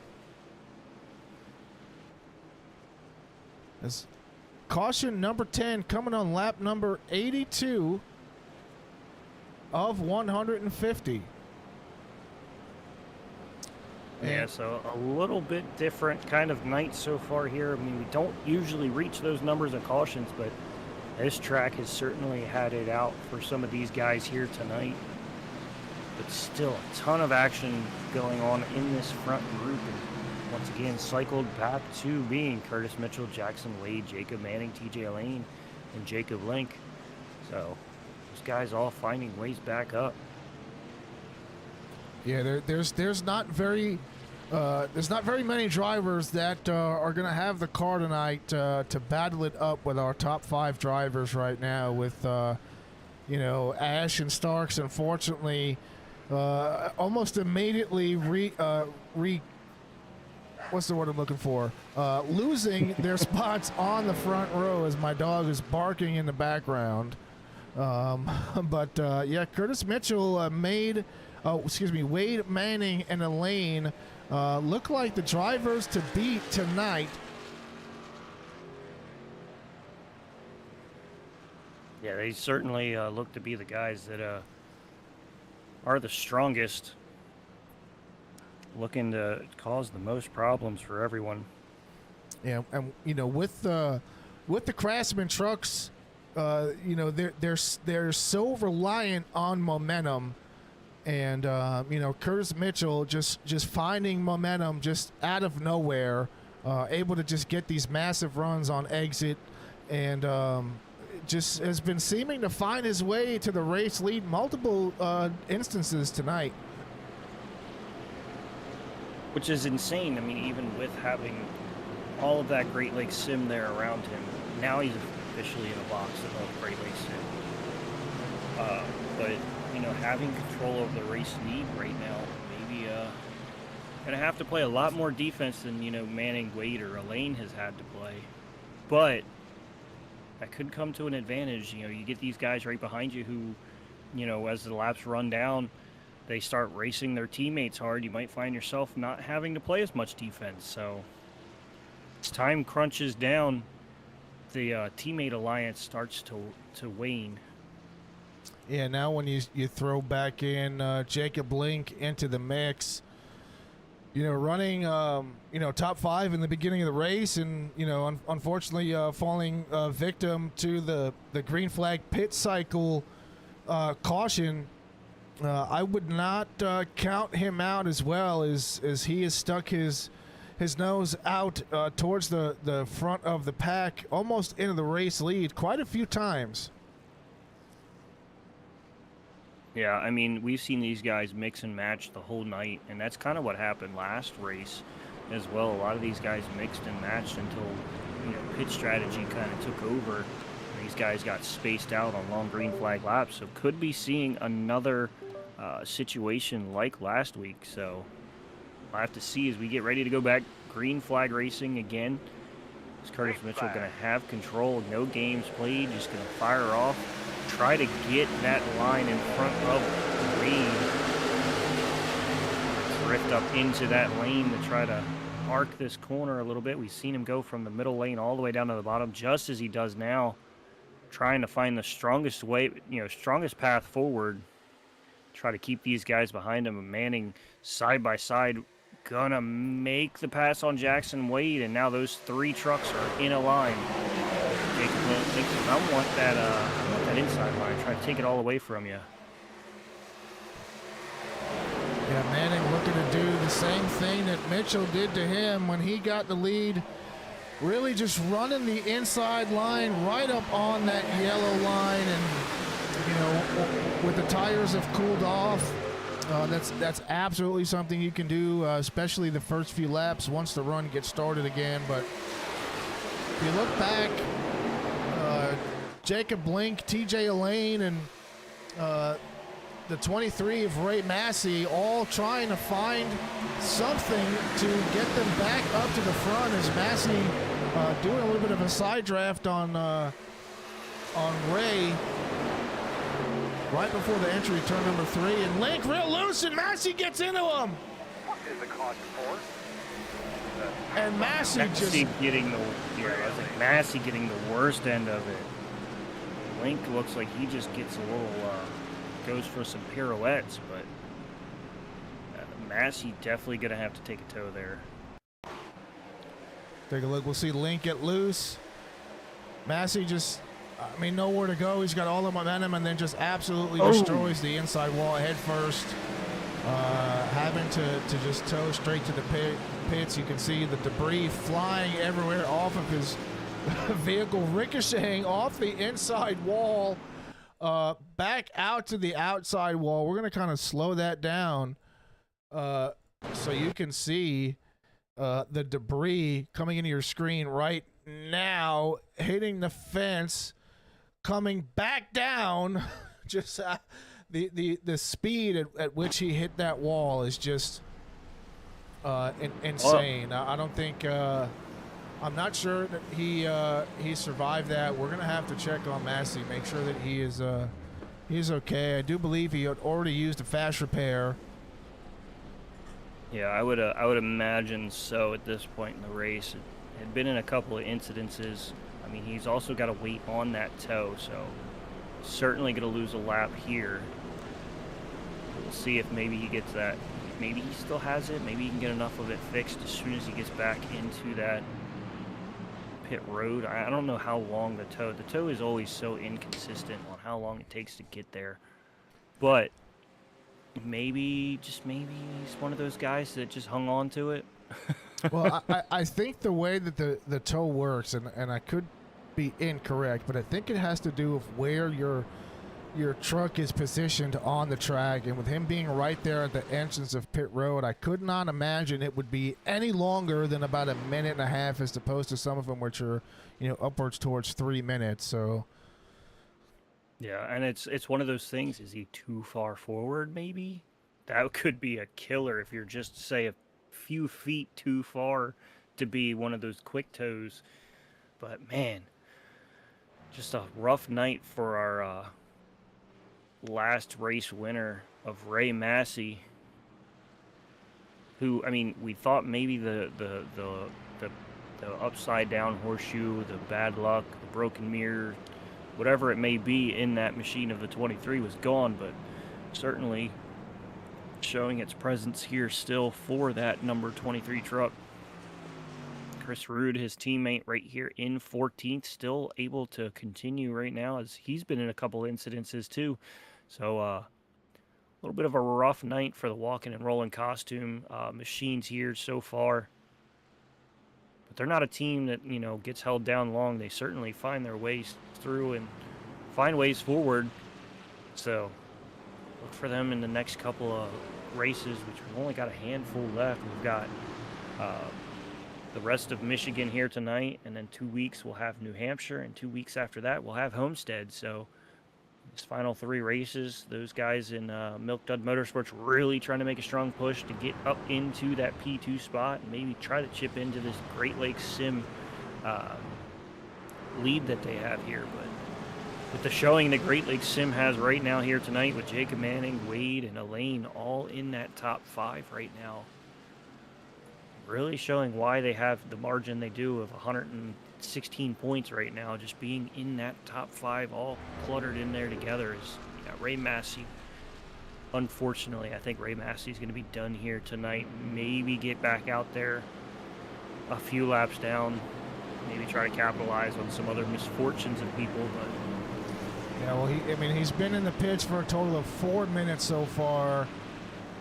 So I do believe he, from the way it looks, he might be out of fast repairs. So yeah, it's unfortunate. Looks like that's going to be the end of Ray Massey's night. But for Manning and Mitchell, the front row here getting ready to go back green, they're going to have their chance to put themselves and etch themselves into the Charity Cup Series history of trying to get a race win. Curtis Mitchell looking for the first one of the season. Manning looking for the 4th one of the season. As Jackson Wade gives him the push forward to take clear and uncontested race lead right now. Yeah, but look at Mitchell working that middle line. Going to have a ton of momentum coming out the corner, pinching that number 90 down on the bottom, door to door on corner exit.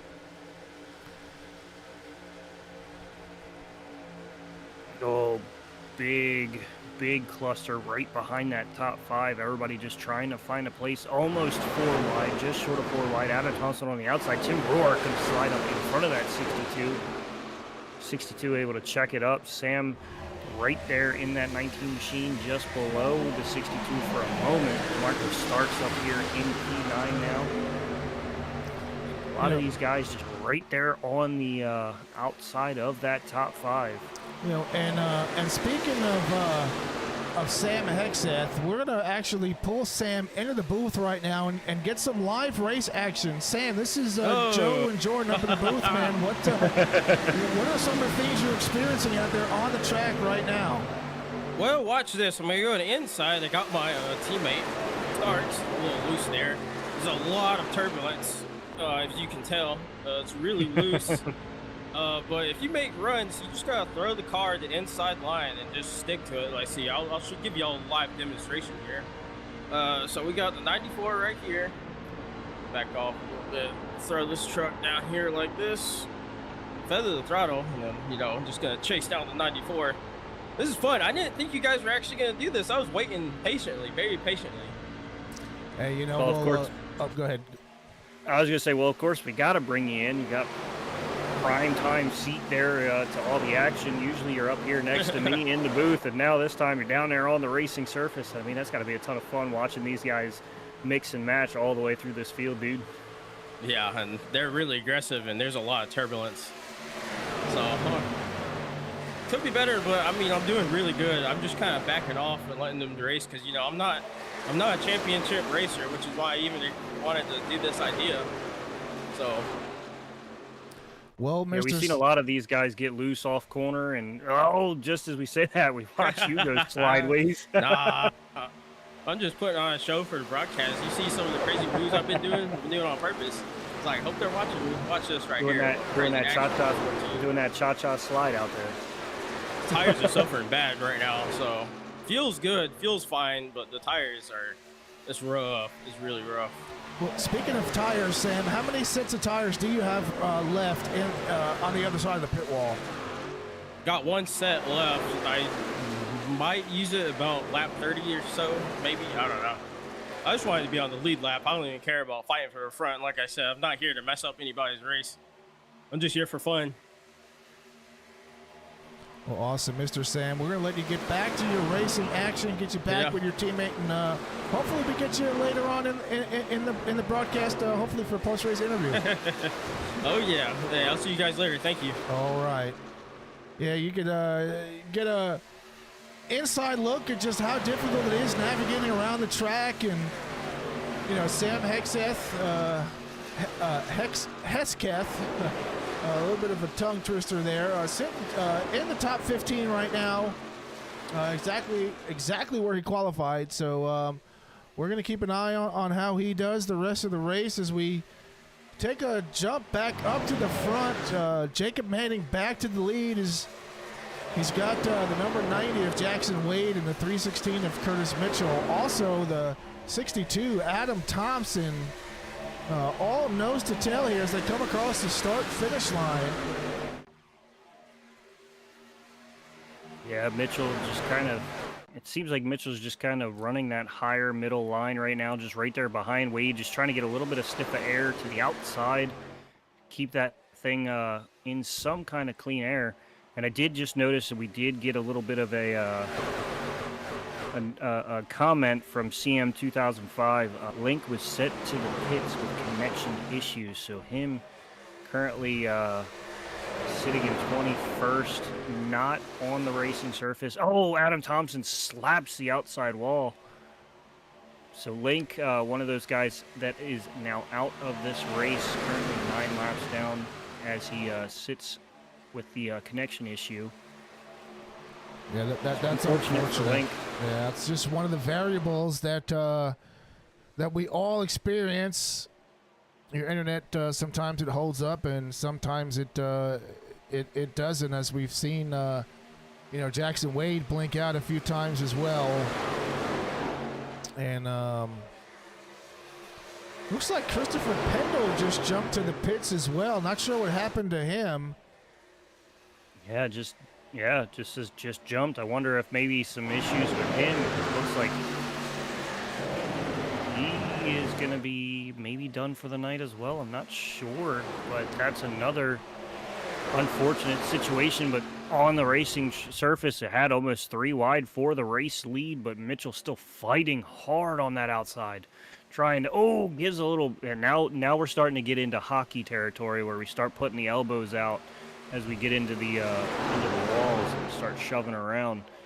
As we're coming up on lap 1 to the start of lap 100 of 150, just getting down to a handful to go here. As you see that big pull that he has going into turn 1. Jackson Wade was all over the rear bumper. It kind of forced him down to that lower line. Is Wade gonna slap the outside wall now? No shortage of these guys using every bit of the track here tonight, that's for sure. Yeah, absolutely not. As you could see from the camera angle there on the rear of Jacob Manning's car, you can just see everybody fanning out, trying to stay in some clean air, keep their cars or trucks rather gripped up, and we're going to look to see if Manning takes away the line of Curtis Mitchell. Curtis Mitchell, he's got TJ Lane right on his bumper, taking away a little bit of that high line that Curtis has been running. Oh, Tim Ruark, big slide off the corner. Does keep it under him, able to continue forward. Starting to see these guys have really big incidences off the corner. Yeah, you can see Ray there was pushing loose, and then as soon as the tires gripped up, he got tight, went up into the wall, and Ruark a little bit of the opposite. It was tight, then he was loose. So, the tires are feeling the effects of wear and heat, and the aerodynamic effects that are coming off of the car in front of us. We see, I believe, TJ Elaine making a move to the inside of Curtis Mitchell here.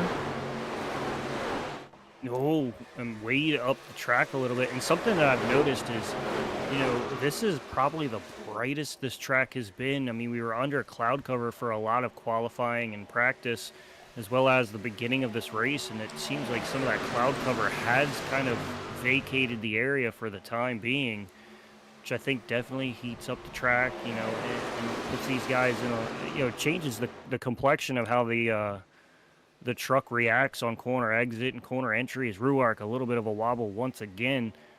So these guys getting a little bit different of a situation than they're used to. As we inch closer and closer towards the end of this thing, 102 laps done of 150.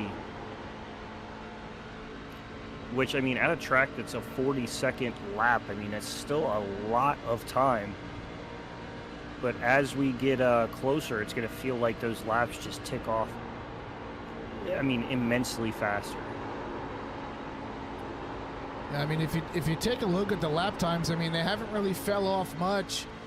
Just about 3 or 4 tenths of a second on average between all these drivers, with fastest laps of the race right now, with a 39.52 of Adam Thompson. But you've also got Jackson Wade, Jacob Manning, TJ Lane, and Tim Ruark putting down some pretty good fast lap times throughout the duration of this race. As we see Adam Thompson putting up the fastest 5-lap average time.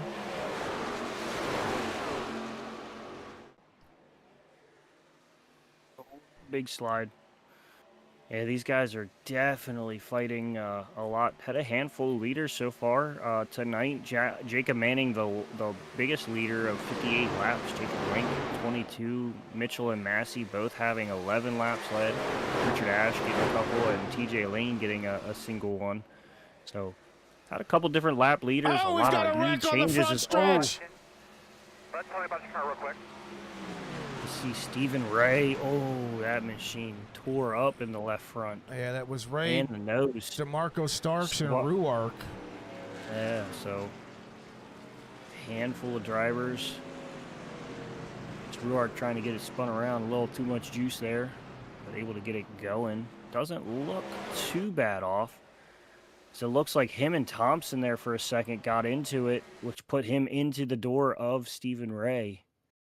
So take a look here. It looks like it just both kind of didn't touch Thompson. They just both kind of real tight to each other. Ruark getting into Stephen Ray, nosing into the wall, and then Ray just losing the control of the truck, collecting DeMarco Starks. Hard impact to the passenger side door, and Starks, I don't think makes contact anywhere else, just goes for a slide. Yeah, just able to keep that from collecting there, so. Yeah, so some pretty significant damage on the right front of Ruark. We'll take a look at DeMarco Starks here. Doesn't look like too much on the front. Going to be all on that side door. But again, doesn't look like too much as we see all but the top 9 drivers coming down pit road. Sam Hesketh, one of those drivers, opting to stay out. Yeah, it looks like just about everybody in that top 9 has been down lap 79 or a couple laps later. Richard Ash and Tomoya Uchida down 83 and 88. So now you're going to have a mixed bag here of everyone from 10th on back going to have nice fresh tires, probably the last set of tires for most of those guys. And then everybody in front of them going to be on a little bit older, so definitely going to be watching for wheel spin. I know it's kind of a larger track, so you're not going to have a ton of wheel spin being in such a low gear. Even in second gear, it's going to be geared real low compared to, say, a mile or a half-mile track. So shouldn't have to worry about wheel spin too much, but it certainly can still be there if you try to mash that throttle too hard. Yeah, and I think the one thing that's gonna play a big factor in this is, Chris Root he's going to be starting in 10th. He's going to be the first one with fresh tires, and that's going to allow him and the other drivers to really be able to wrap the bottom and get gripped up, and that might give them an advantage early on, but later on in the race that could play a factor should we get another caution and our top 9 drivers come down. They'll have a fresher tire advantage, so a little bit of an off strategy by some of these drivers here in the field. Which strategy is going to be the winning strategy is the question of the night here on lap number 108 of 150. Yeah, my go-to is the winning strategy isn't the winning strategy until you cross for the checkered flag in first position.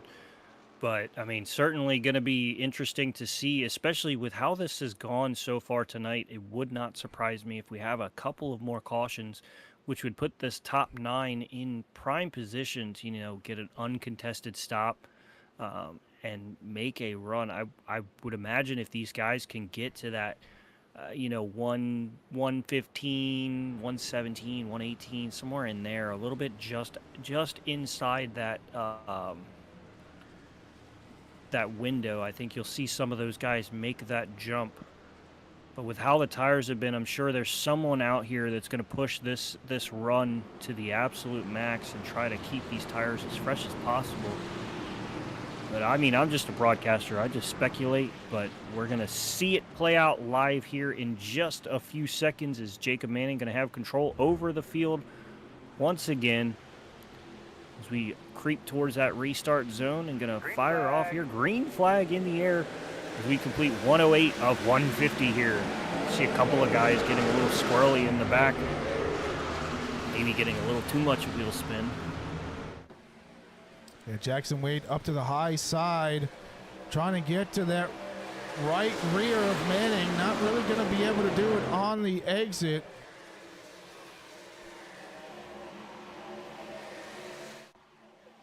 I mean, now you've got the train of Great Lakes Sim of Manning, Wade, Elaine. But, I mean, Wade, no, he kind of backs off just a bit to give Manning, keep Manning in control there. So these top 3 working really closely together, trying to keep everyone at bay. Looks like Elaine dove down to kind of block off Tamoya and Cheetah moving forward there. Jason Harrison finds himself just inside the top 10 with Chris Rude, who's, I don't know if I want to say anymore because he bobbled there just as I said his name.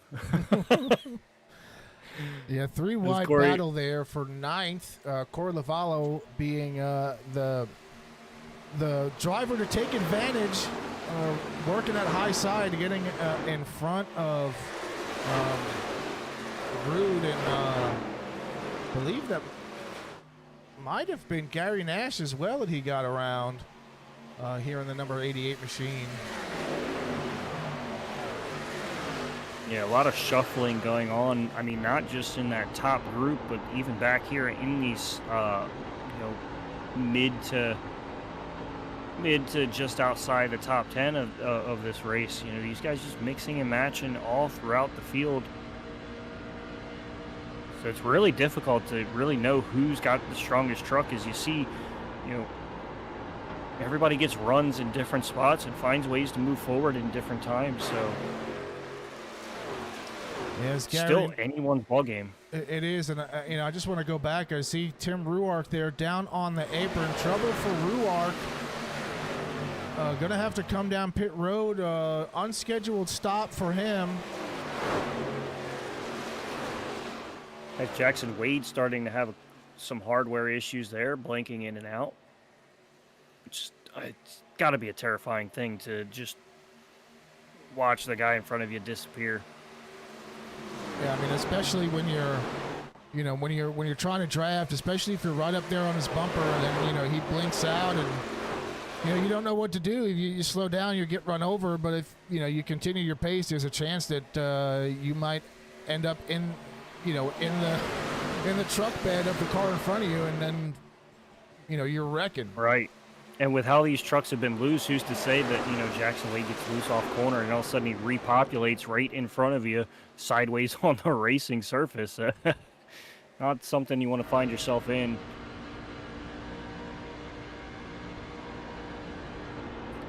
As we see Ruark back on the track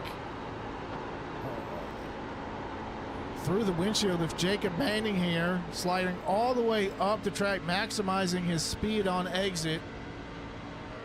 Take a look at Jackson Wade right behind him on his bumper. Yeah, and speaking of maximizing, I've maximized the time that I can sit here and hang out with you tonight and call this race as Jackson Wade gets a little loose there. I've got to attend to real world, got to go to work, which third shift, not a fun thing, but I want to thank you for joining me tonight, but I've got to hit the ground running and go work a real world job, and you get to watch the rest of this thing here, man. So hopefully you have a ton of fun watching these guys mix and match the rest of the race. Awesome. Well, Jordan, you have an excellent night, man. We'll talk to you soon.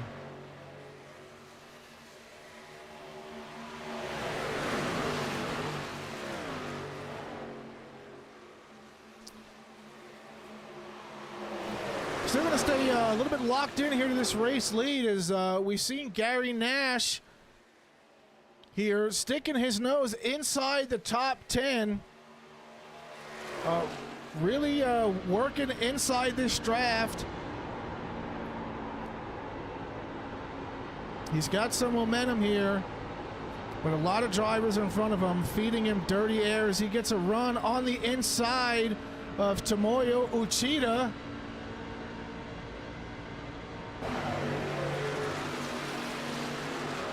Going to come up the racetrack, slide in front of Uchida.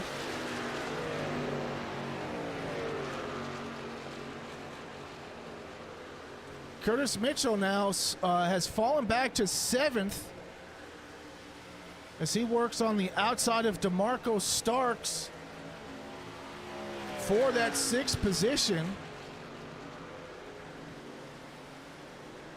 As we have 34 laps to go.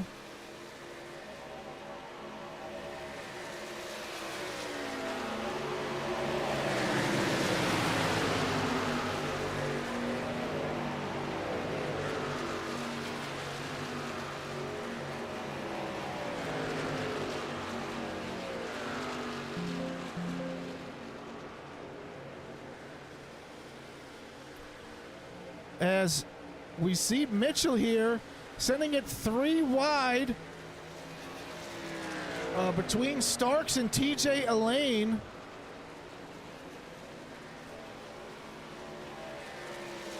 TJ Elaine, one of those drivers who's consistently run up in the front of the pack.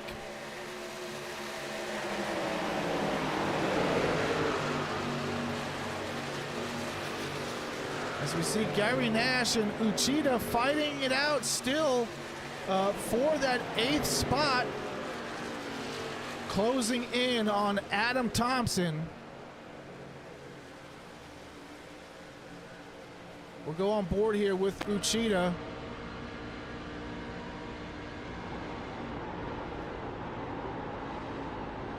You can really hear him feathering that throttle. As you see Gary Nash sliding up in front of Uchida. We'll go on board with Gary Nash as he starts to work on Adam Thompson in that number 62 machine.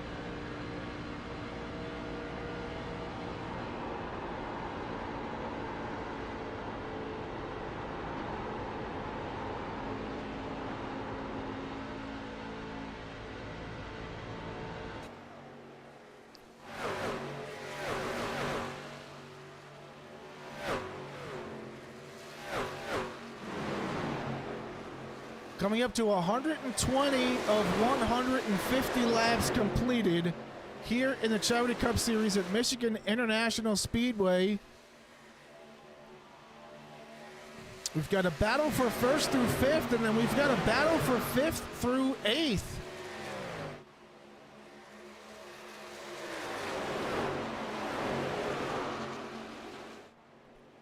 DeMarco Starks getting a little bit loose off a corner. And then Curtis Mitchell getting into the wall. That's going to allow Adam Thompson to get around.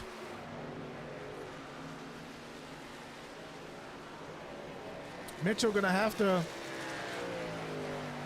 pull some strings and try and get back up to where he was, as we see TJ Elaine coming down pit road.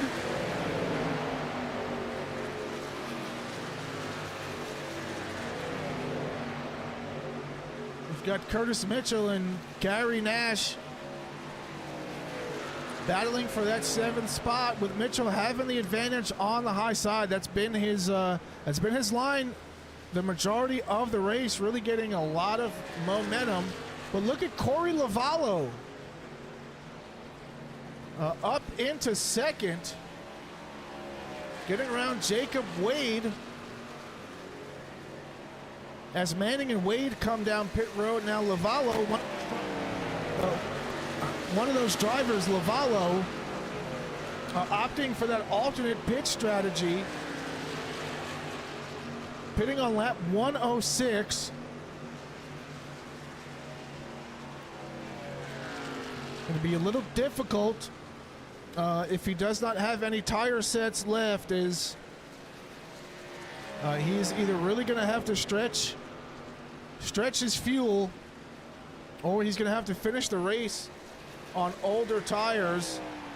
As we see the 33 TJ Lane able to come out on the lead lap, sitting 13th right now. Every driver in front of him at some point is going to have to pit. You see Adam Thompson down pit road, Richard Ashe coming down pit road as well. That'll be 2 spots that TJ Lane will gain.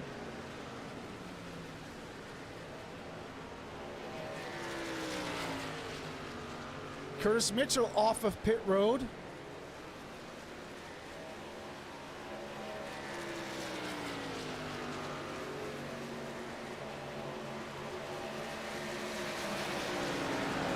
That's going to move Lavallo in the race lead. Tomoyo Uchida in second, and Gary Nash in third.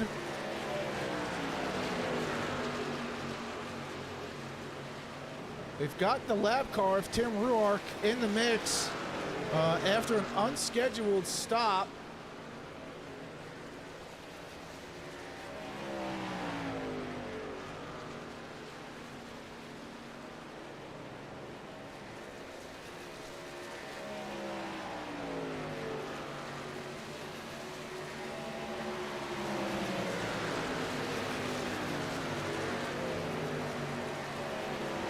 .26 laps to go here at Michigan International Speedway for the Charity Cup Series, brought to you by Sim Racing Media.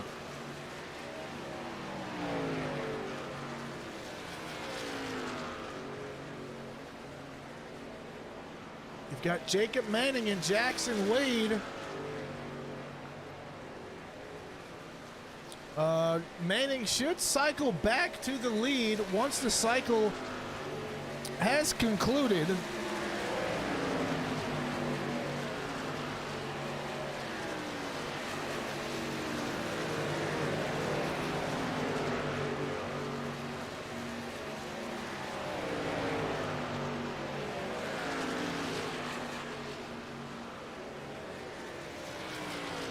Drivers here in the Charity Cup Series, all chasing the Charity Cup, as well as looking to accumulate as much winnings as they can to donate to their charity of choice, with all the proceeds from each and every Charity Cup Series race being donated to the charity of the driver's choice.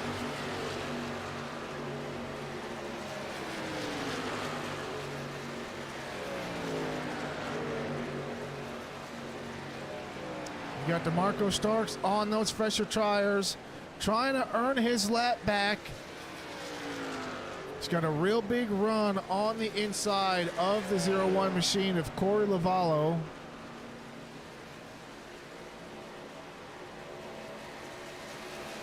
And Ruark gets a little bit loose, slides up in front of Lavallo, and turn gets him loose.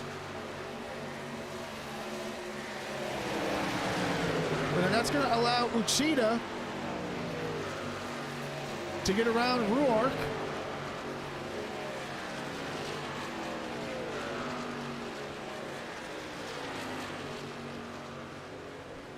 On contact there by Ruark and Thompson. On the exit of turn 4.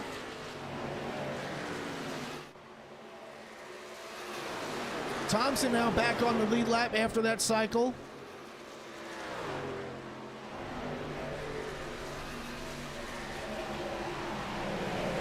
And Lavallo losing steam.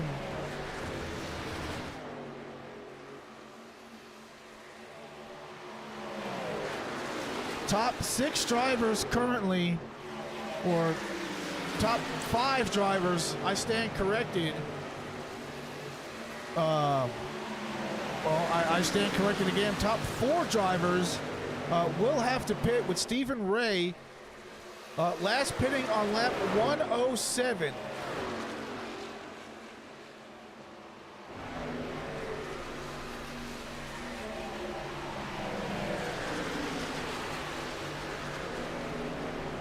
It's going to be a race to the finish here.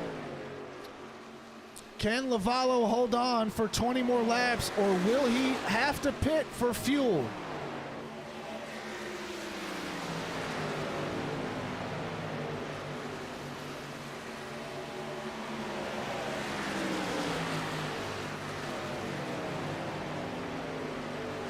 Gary Nash sitting 3 seconds behind Lavallo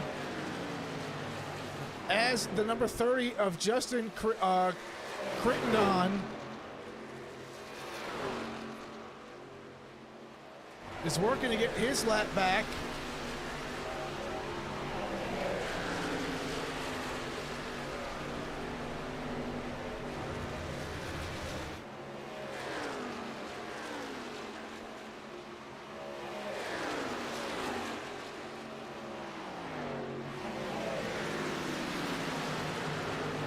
We'll do a little comparison of the lap times between Lavallo and Ray. Lavallo running a 41.58. Stephen Ray running a 42.12 last time by. So Lavallo still has quite a bit of pace.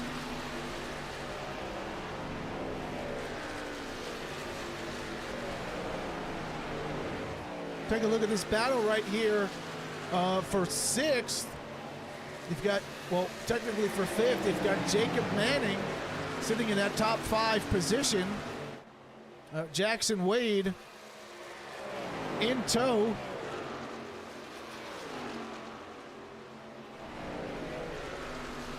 Both of these drivers sitting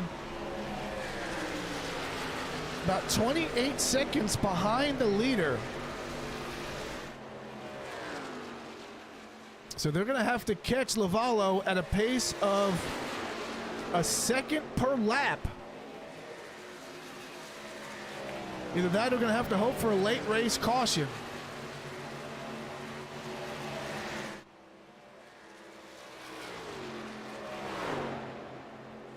$18 laps to go here. On board with Stephen Ray. Currently sitting in 5th.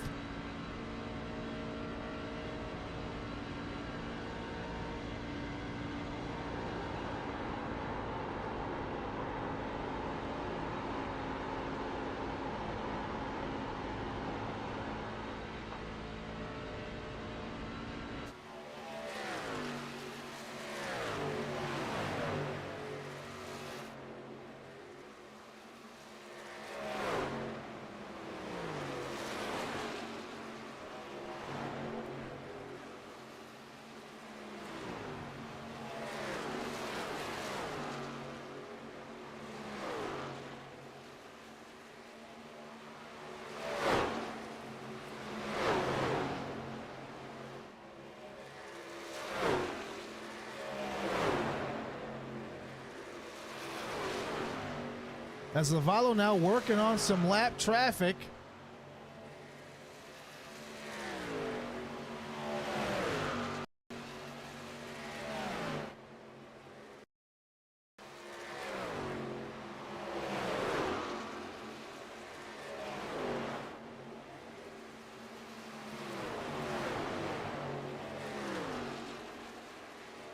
Gary Nash now has closed the gap to just under 3 seconds to our race leader, Lavallo. Battle, though, for 4th. Harrison and Stephen Ray.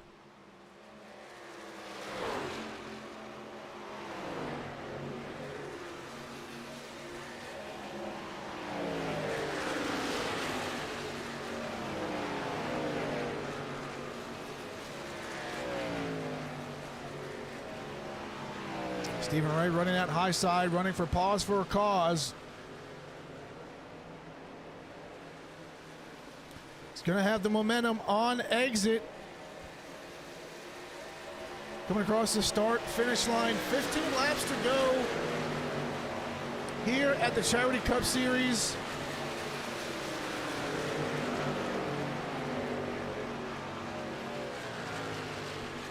We've got Jackson Wade, TJ Lane, Jacob Manning now looking to work on Jason Harrison for that 5th spot.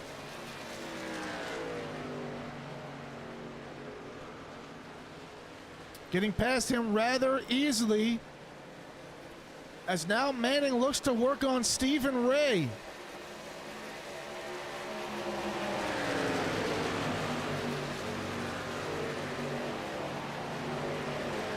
We've got some drivers in the chat rooting on Gary Nash. We'll take a look at Gary Nash here now, shortening the distance between him and Corey Lavallo.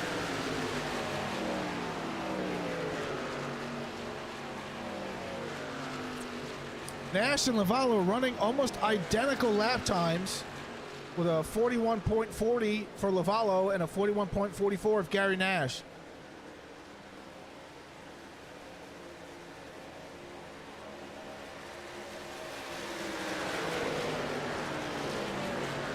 Lavallo having to work around Ruark. He's got some more lap traffic in front of him.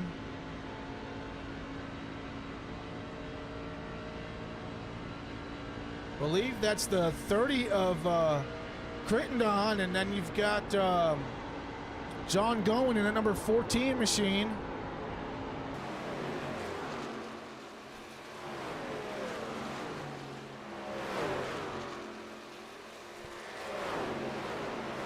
Curtis Mitchell falling down to the 9th position after running up front the majority of the race. TJ Elaine getting past Harrison. Stephen Ray has pulled ahead.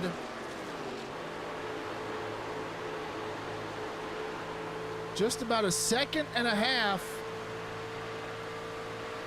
of a gap over TJ Elaine.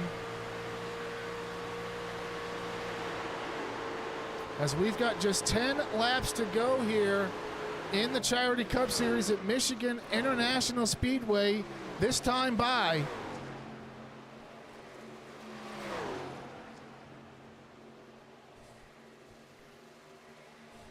Gary Nash having to enter the pits. So Gary Nash running low on fuel.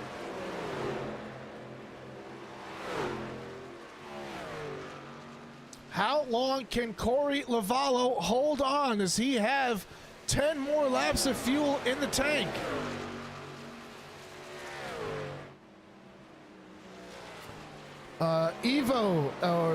Evolution RMS.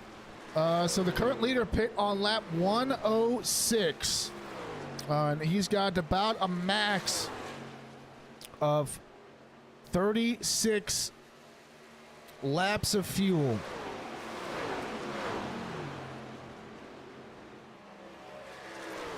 So leader's fuel should be enough to hold him off for the race win, as our second place driver now, Chris Rude, is 8 seconds back.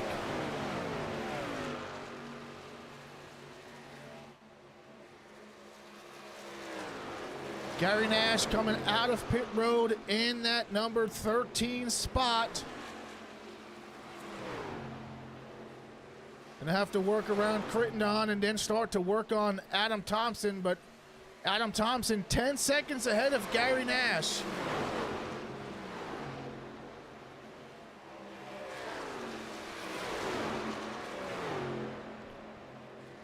Curtis Mitchell now getting around Jason Harrison.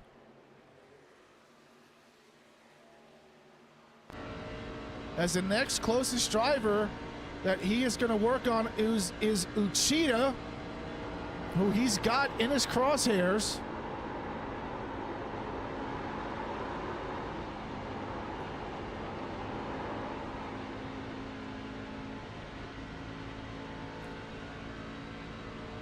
Question of the moment is, does Corey Lavallo have enough fuel? Did he save enough to get him to the end? As it looks like he does not. He's going to come into pit road. That's going to yield the race lead to Chris Rude.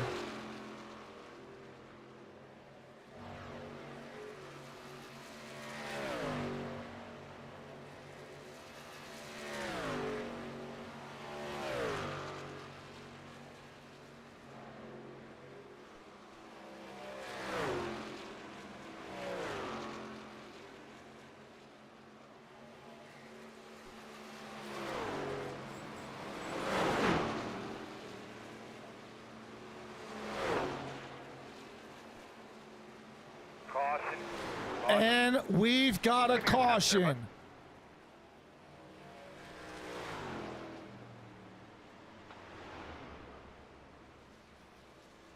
Gary Nash involved in that caution.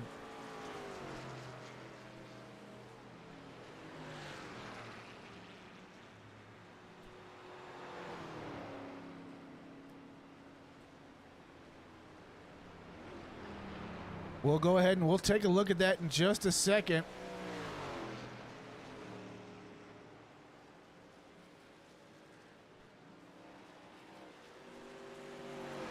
Gary Nash, Richard Ashe involved in that incident.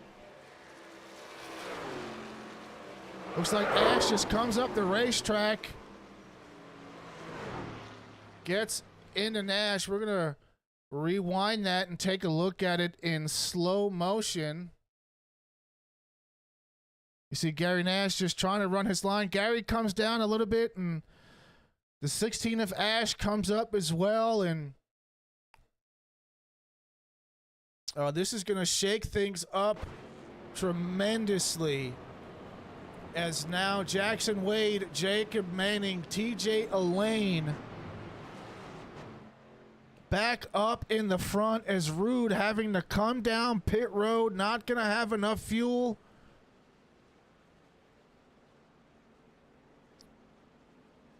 Jackson Wade will assume the race lead.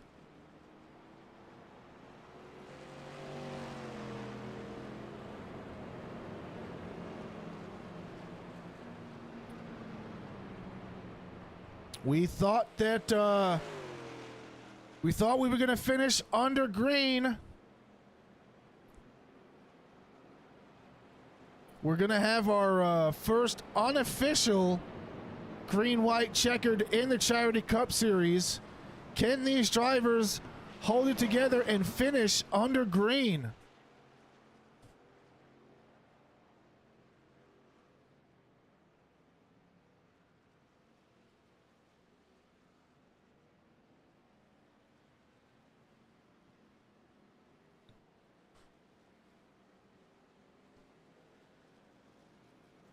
We'll take a look at our pit stop statistics. Uchida,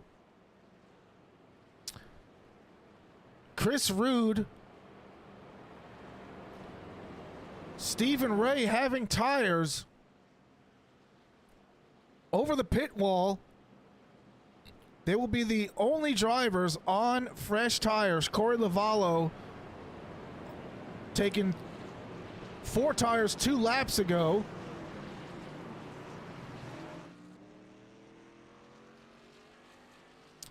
So Uchida is going to have a tire advantage over the top 8 drivers. Splash and go for Curtis Mitchell, as well as Crittenden.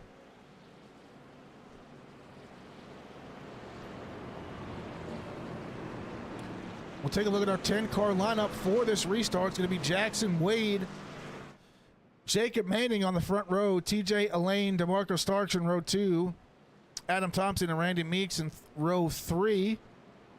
Curtis Mitchell and Tomoya Uchida, row 4. And row number 5 is going to be Chris Rude and Crittenden.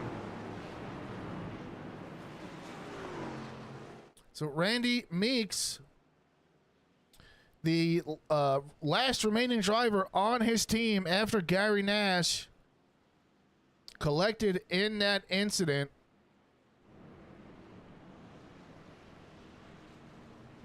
And we will restart with a unofficial green-white checkered here in the Charity Cup Series.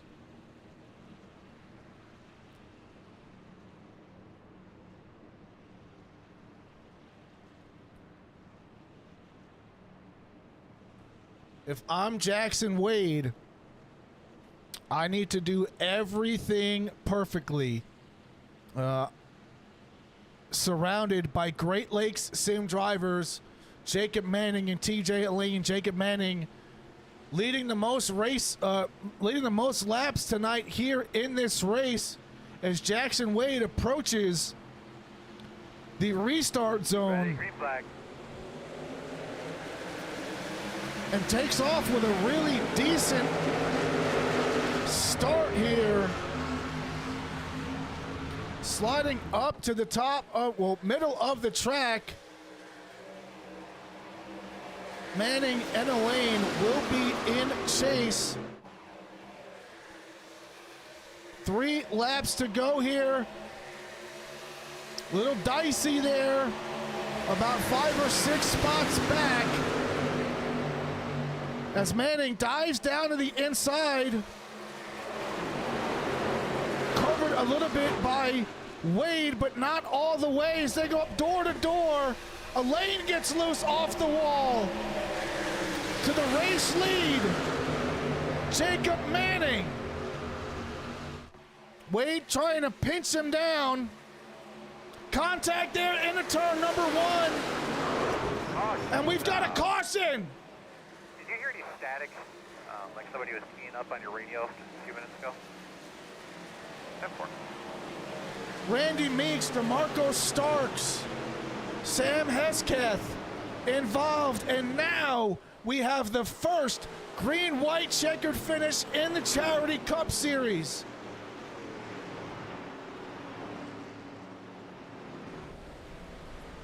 We're going to take a quick look at that replay here. Randy Meeks, the unfortunate recipient, trying to check up all that he could as DeMarco Starks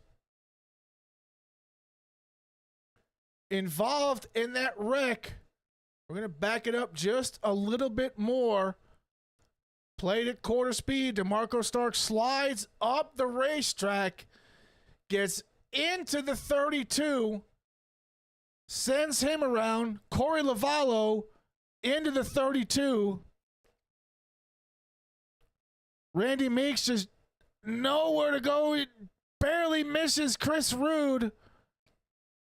And then down into Hesketh.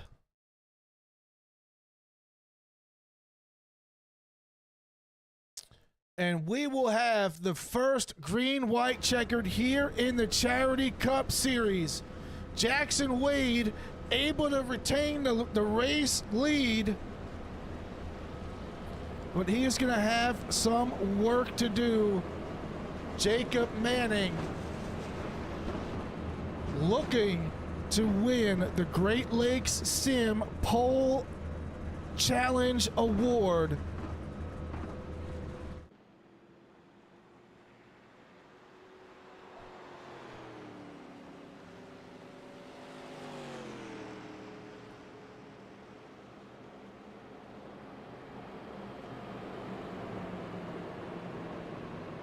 And we'll get started in just a moment.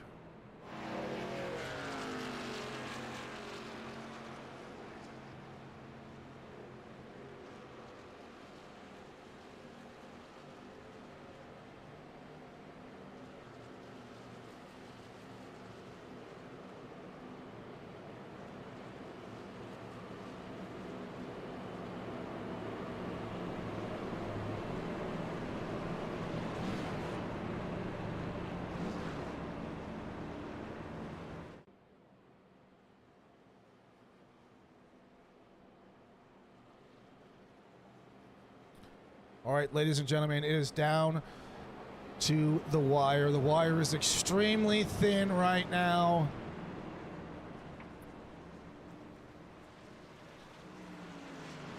We've got some buzz in the chat rooting on Jason Harrison, currently sitting in third. He'll be restarting behind Jackson Wade, who's going to have Jacob Manning on his outside. We'll take a look at our 10-car lineup for the restart. It's going to be Jackson Wade, Jacob Manning, Jason Harrison, TJ Elaine, Curtis Mitchell, Tomoya Uchida, Adam Thompson, Justin Crittenden, Chris Rude, and Randy Meeks, if he can make his way out of the pits, and he does. First ever green, white, checkered finish here for the Charity Cup Series comes on race number 5 at Michigan International Speedway. Brought to you by Sim Racing Media as the pace car leads the field down the back straightaway. Hopefully for the final time,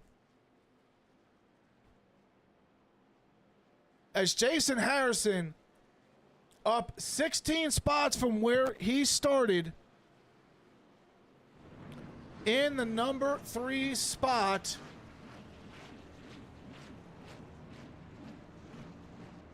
looking to be a Cinderella story here at Michigan International Speedway. Steal the spotlight from Jackson Wade and Jacob Manning, and ruining Jacob Manning's chances at earning an additional $75 for his charity as the pace car dives down onto pit road, and we get ready to go green here. Jackson Wade approaches the restart zone. Ready, green, green, green. And we are back, green flag racing. Down to the inside is Uchida. 4 wide across the start-finish line. Curtis Mitchell to the high side. 3 wide into turn number 2. As Jackson Wade is being chased down by Uchida. Uchida to the inside of Wade. Uchida's got the fresher tires. Uchida now with a monster lead. But look at the number 9 of Jason Harrison, trying to block the number 90 of Wade as Uchida takes the white flag here in Michigan.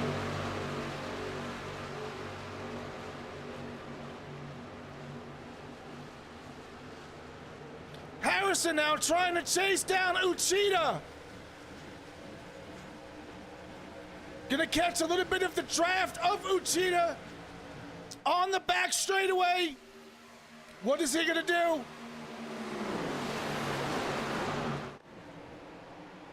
Tries to go to the inside, doesn't quite get it. Dives down to the inside, it's gonna be a drag race to the finish. Uchida comes down the block. And it's gonna be Uchida taking the win here tonight in Michigan. Jason Harrison finishing second.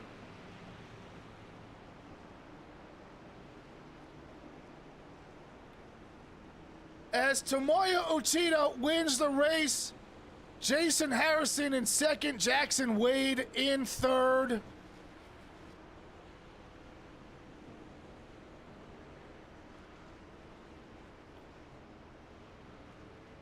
As we prepare for the victory burnout of Uchida,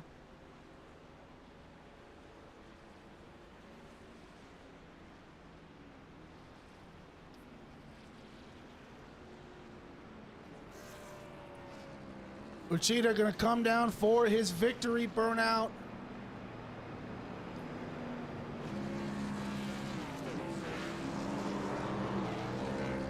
You know, victory, he's in victory lane tonight, not because of luck. It was earned, strategic, planned, and well executed. In iRacing, it's not just about speed, it's consistency, tire management, knowing when to push and when not to. But ladies and gentlemen, remember this, you're in a race too. Every single day is another lap, and just like racing, takes discipline, experience, and strategy to move forward. That's where Vibrance Media comes in. They've built tools designed to help you grow, improve, and thrive in your own journey, your own race. If you want to learn more, visit vibrance.community or connect with Phil Ransom.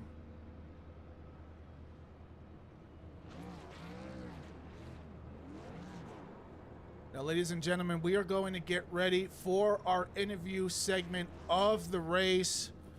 Jacob Manning not able to come away with the Great Lakes Sim Pole Challenge.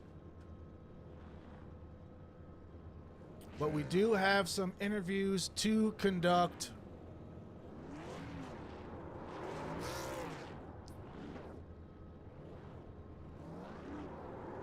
We're just going to wait and see if Uchida will come in to the Discord. Yeah, we'll have to see. What a run, man. Oh man. My goodness. Ladies and gentlemen, we've got the man, the myth, the legend himself, Curtis Mitchell, in the booth, man. Curtis, he gave it a shot right there at the end on the high side, but Uchida with those fresh tires, he just had the grip to pull it off. Oh yeah. Yeah, I won't talk long because I know we got the top 5 to go. I wanted to help you with the interviews, but man, we screwed up. We caught the top 3 there, and then got wicked loose and just barely saved it. And at that point, just had a cooked right rear, and I jumped the start unintentionally around TJ, so I gave him that spot back and just let them run that out to the end. And yeah, man, what a race! Tomoya in his debut. I don't know if we'll get him in Discord.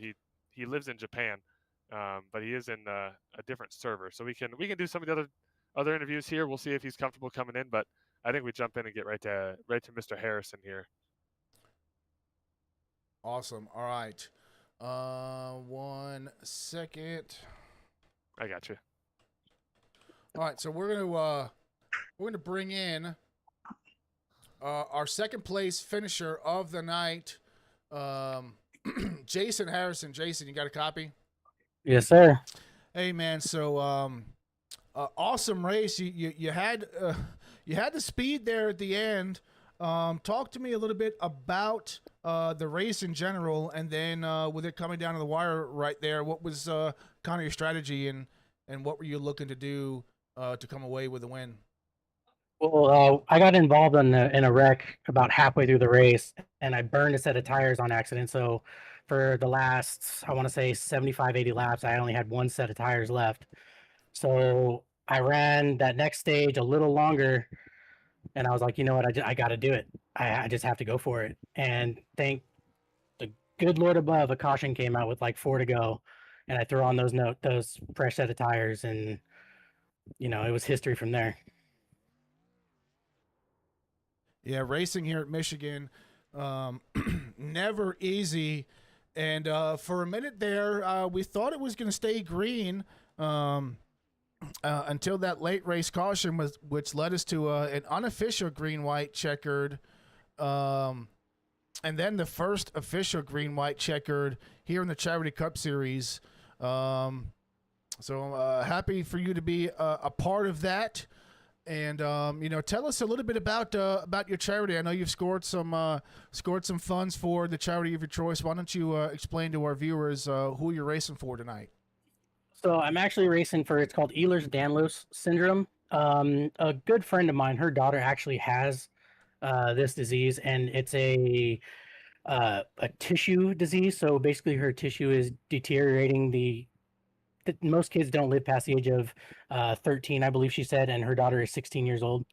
So I mean, like I said, I don't know much about it. It's just I've known this lady for 7, 8, 9 years, and she made a really big impact on me. I got to know her, got to know her family, and if there's anything I can do to help them out, help people understand this disease, I'm going to try to do the best I can.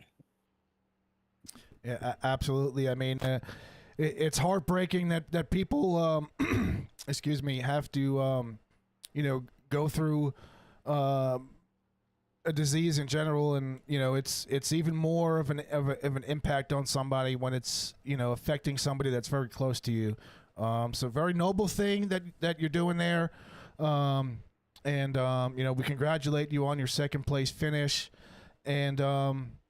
Is there anybody that, aside from your charity, that you want to thank or give a shout out to before we let you go? Well, first off, I want to give a shout out to Curtis for putting this lead together. Like, I've known Curtis now maybe about a year, and he's done a great job with this. I haven't been part of it. I've been in 2 races because I've had other stuff going on. But big shout out to Curtis and what he's done here. Big shout out to you guys for, doing the broadcasting. You guys do an awesome job. Keep it up. And just keep things rolling. Awesome. Well, Well, Jason, I'll jump in here and let you know that your second place finish sent over $40 to your charity. So $40 Awesome. donation headed their way after that one. That was an impressive run. I thought you had it, but man, what a fight with you and Tamoya. Good job, dude. Yeah, it just didn't feel like there was enough motor there at the end. But I'm happy with the second place. awesome. Well, we will see you. Oh, go ahead, Curtis. We got Mr. Tamoya in there. He is in the waiting room, so I think we might have to bring in our race winner here. I think we just might. Jason, good race, man. Good talking to you. We'll see you in a couple weeks. Yes, sir. Looking forward to the next one.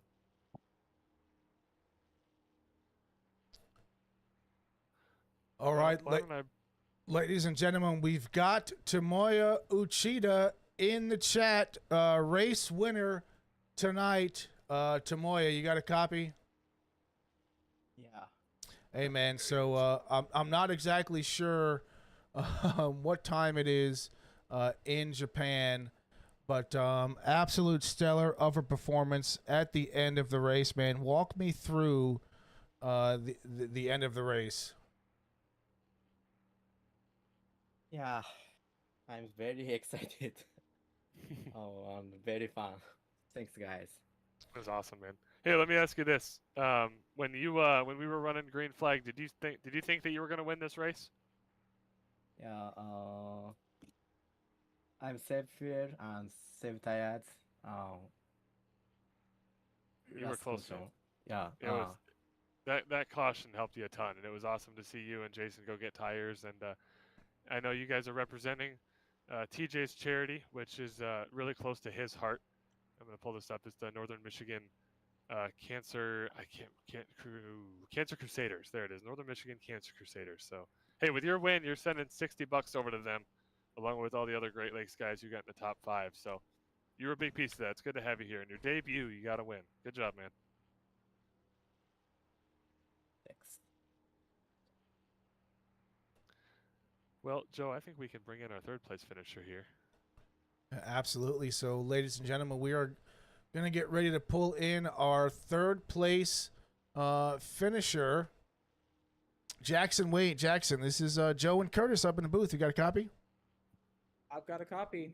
Hey, man. So, coming away with a third place finish. Walk me through those last 2 restarts with us having the first official green white checker here in the Charity Cup Series. Yeah, it was difficult. That first restart, we thought we were sitting pretty. Knew that if there was any tires back there, we were in trouble. I think if it had gone green on that first one, we might have had a chance to, maybe stay out in front for a little bit. But once that second caution came out, we knew that the best we could do is finish behind the 4 tires. So it was kind of like a mini race for third, and then just see who wins. So yeah, that was a bit difficult, but I felt like my Ram truck was pretty fast there towards the end of the run, and I was able to just keep it in third and do what I had to do to get a podium. Yeah, it looked like it was your race to win there, coming down to the end, and the one driver that did have tires, Tamoya Uchida, did come away, with the win, getting past you there. But you put up a heck of a fight, and one of the things I want to give you an opportunity to do is to shed some light on the charity that you're racing for tonight, and let the viewers know just exactly who you're supporting. Yeah, absolutely. Man, I can't say enough about the Charity Cup Series, first of all. Being able to represent my personal charity of Bundle of Joy is what I chose to race for myself. But for the team this week, the team is representing the Northern Michigan Cancer Crusaders. I know that means a lot to TJ Lane and his mother, his late mother, who fortunately was battling cancer. Just any cancer charity, I mean, I think anybody would be willing to support that, whether it's St. Jude or the Cancer Crusaders. And just any of them that we could support is just amazing. So I'm glad to give my winnings there, and it's just really good to see all these people racing and showing up for one, charities in general, and two, having a whole bunch of Great Lakes Sim guys running for the Cancer Crusaders. Awesome. Well, Mr. Curtis, do you have the numbers for exactly how much is going to go to Mr. Wade's charity?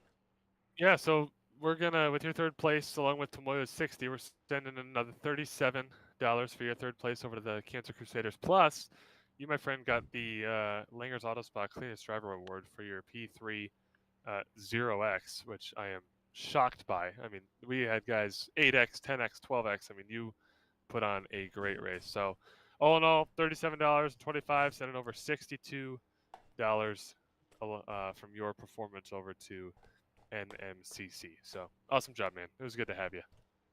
Yeah, I appreciate it. It was good racing with you, especially up there up front, and glad we were able to keep it clean and get that extra bit of cash there for that 0X. Absolutely, man. Good race. Thank you. All right. Well, Mr. Manning, let's see where he is. There he is.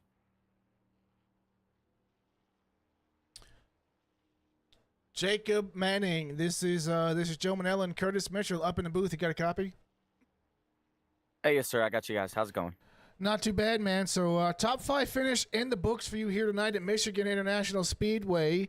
Kind of give me a quick synopsis of how the race went for you, and what were some of the things that you were experiencing on track that made Michigan exactly what Michigan is. Well, first and foremost, I just want to thank Charity Cup Series, Great Lakes Sim Team, TJ Lane, Spartan Sim Coaching, presented by Great Lakes Sim, and then the Northern Michigan Cancer Crusaders, who we are supporting this week. Michigan's always tough when we come here. Just the pack racing that it produces, especially here in this truck, it just makes it really hard to get away from guys. And this time around with the aero package that we've got on the trucks, packing air on somebody's back bumper was really beneficial to you. If you could get to their left rear where you're in the clean air, so they're not pushing you up the track, but you're still putting air on their back spoiler, it really wanted to spin the guy out. And so that was, a cool little tactic you could use. But when you're out front, you also still got to cross their nose and try and put dirty air on their nose so that you could, try and get away. And so it just added a really fun dynamic, especially with all those cautions, keeping us close together where, you always had to think about where you wanted to run, if you wanted to try and affect somebody aero-wise, or if you wanted to just get the clean air. And so it just, made this whole thing super fun. So it was tough for sure. Yeah, absolutely. You came away with the most laps led tonight, led about 74 laps. It looked like it was all yours until that last caution there where half the field decided to pit. But still coming away with a top 5 finish here at Michigan for the Charity Cup Series. And one thing I want to do is I'm pretty sure I know the answer, but the viewers don't. Why don't you tell the viewers the charity that you're supporting tonight and your reasonings behind it? So similar to Jackson Wade, I had my own charity that I was supporting, which we gave them money, I believe, at Iowa, it would have been. So earlier in the season, it was Operation Charlie Bravo. That was my charity of choice. But this week, our entire team is supporting the Northern Michigan Cancer Crusaders. I can't tell you that I know a whole lot about them. That's TJ's whole thing. So you're about to talk to him next. You'll get the whole spiel on them. But I know that his family's involved with it, and they're doing good things. So we're always happy to support them. Yeah, absolutely. Anytime you can get behind a charity that has purpose behind the support, it's definitely a big thing as far as I'm concerned. And again, you came away with a top 5 finish here tonight, and I believe Curtis is going to have the numbers for you, so you can get a quick look at just how much your 4th place finish is going to get donated to the charity of your choice. What's up, Manning? How's it go? Oh, it's just dandy. Well, listen, Tomoya put up 60. Jackson put up 37 plus his 25 for the cleanest driver, and you put up an additional 33. So I'm not going to give away the total because we still got to interview TJ, but you guys are putting up good numbers here for the Northern Michigan Cancer Crusade. It's pretty awesome to see. Really, I'm excited to interview TJ here. So good race, man. Bummed he didn't pull it out. I knew you wanted that one, but I'll take Tomoya on the win. I enjoyed seeing him up there. Yeah, it was a ton of fun for sure, and we're always happy to support the good cause. So all glory to God here. Thanks, Absolutely, guys. amen. Thanks, dude. Well, let's get our final top 5 in here.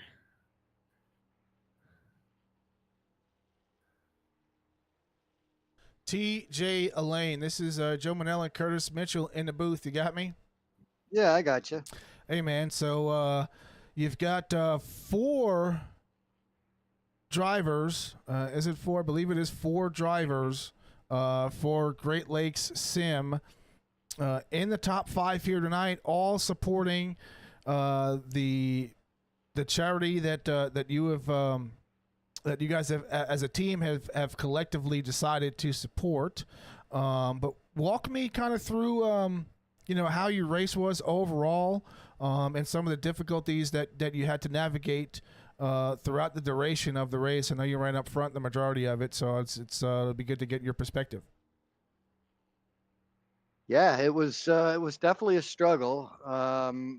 We were cautions come out earlier, so a couple of guys, we're trying to play that field strategy to make sure we can, make it on 3 stops instead of 4, and it just, the first quarter of the race was kind of just a bit chaotic, and it was, I got tight there and wrecked off the bumper of the 30 on one of the restarts, and it just seems like the aggression on restarts is just it's too much. You got half the field, the guys up front that are trying to save tires, and then you got the half the field in the back that's not saving tires, and they're going, and the front guys aren't going, and it's like a thunderstorm. That's how we get thunder. Cold air and hot air get together, and it creates a boom, and that's just kind of the way things go sometimes. But it kind of leveled out a little bit, and we had to figure out what we were going to do. We practice a lot. I mean, this is our home track, and we usually run very, very, very well here. But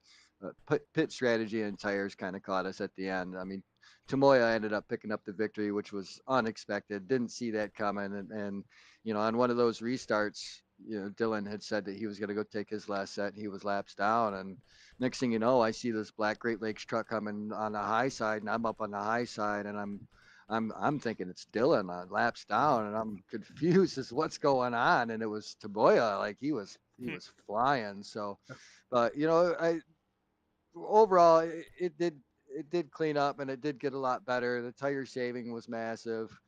I see, Curtis and I had a few run-ins there. It just happens. We I mean, we were running 1, 2, 3, and we saw Curtis. I mean, Curtis was hauling. He was coming, and I jumped on the radio. I said, "You guys, Curtis is on his way up here." And as soon as Kurt got up there, my air got under his right rear, and it was either I wrecked the both of us or I hit the brakes. And they didn't catch on the broadcast either. We're gonna have to watch that one back. It was nerve-wracking because I had practiced. So Jacob's been getting us on pit stops every week.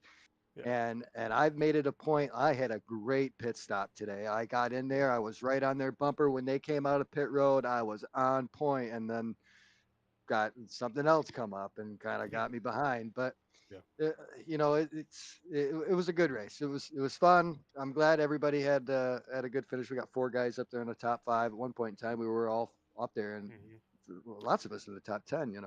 Yeah.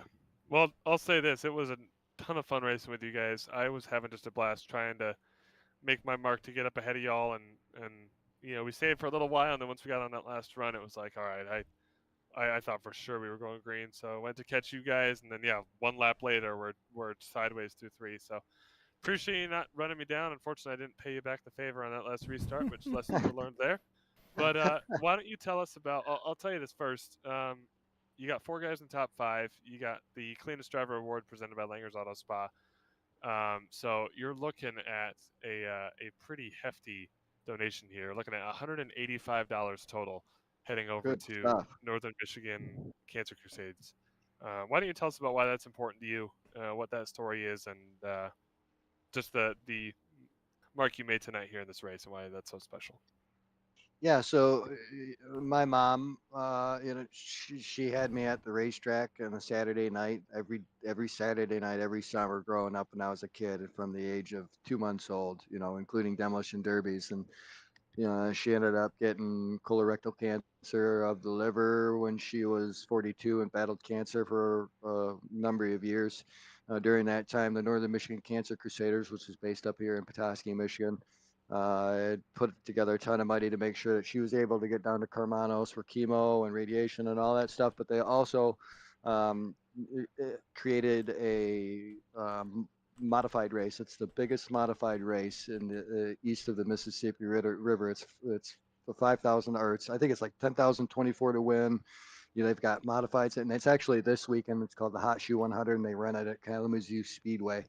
And they bring in tons of money for everybody that's got cancer issues, getting them back and forth to treatments and stuff like that. So this seemed like a good opportunity. Each week we've been switching up for each one. Next week it'll be Chris's uh, charity, and we figured, this is my home track. I'm from here. I'm from Michigan, and it's like football game to me. When you go out there on that field, I mean, you're at home. I mean, this is home, and I expect to run really well. We got caught behind, but all we got guys up there to win those donations, to support what we were hoping to do, and we were able to get it done. Hey, so TJ, I do have one question. With you being from Michigan, is it go blue or is it go state? Yeah, it's Go State. I had to. I could not do that. But Yeah. Yeah, TJ, yeah. you put together an awesome race. My condolences to you and your family. For the loss of your mother, and it's great that we can come together here on iRacing, especially big thanks to Charity Cup Series for doing this, and when we can all come together, have a good time, raise money for charity, have fun while we're doing it, man. I can't think of anything that's better than doing that. So I really thank you and Great Lakes Sim for being a part of the Charity Cup Series. And we absolutely look forward to seeing you guys return month after month as we try to make the world a better place.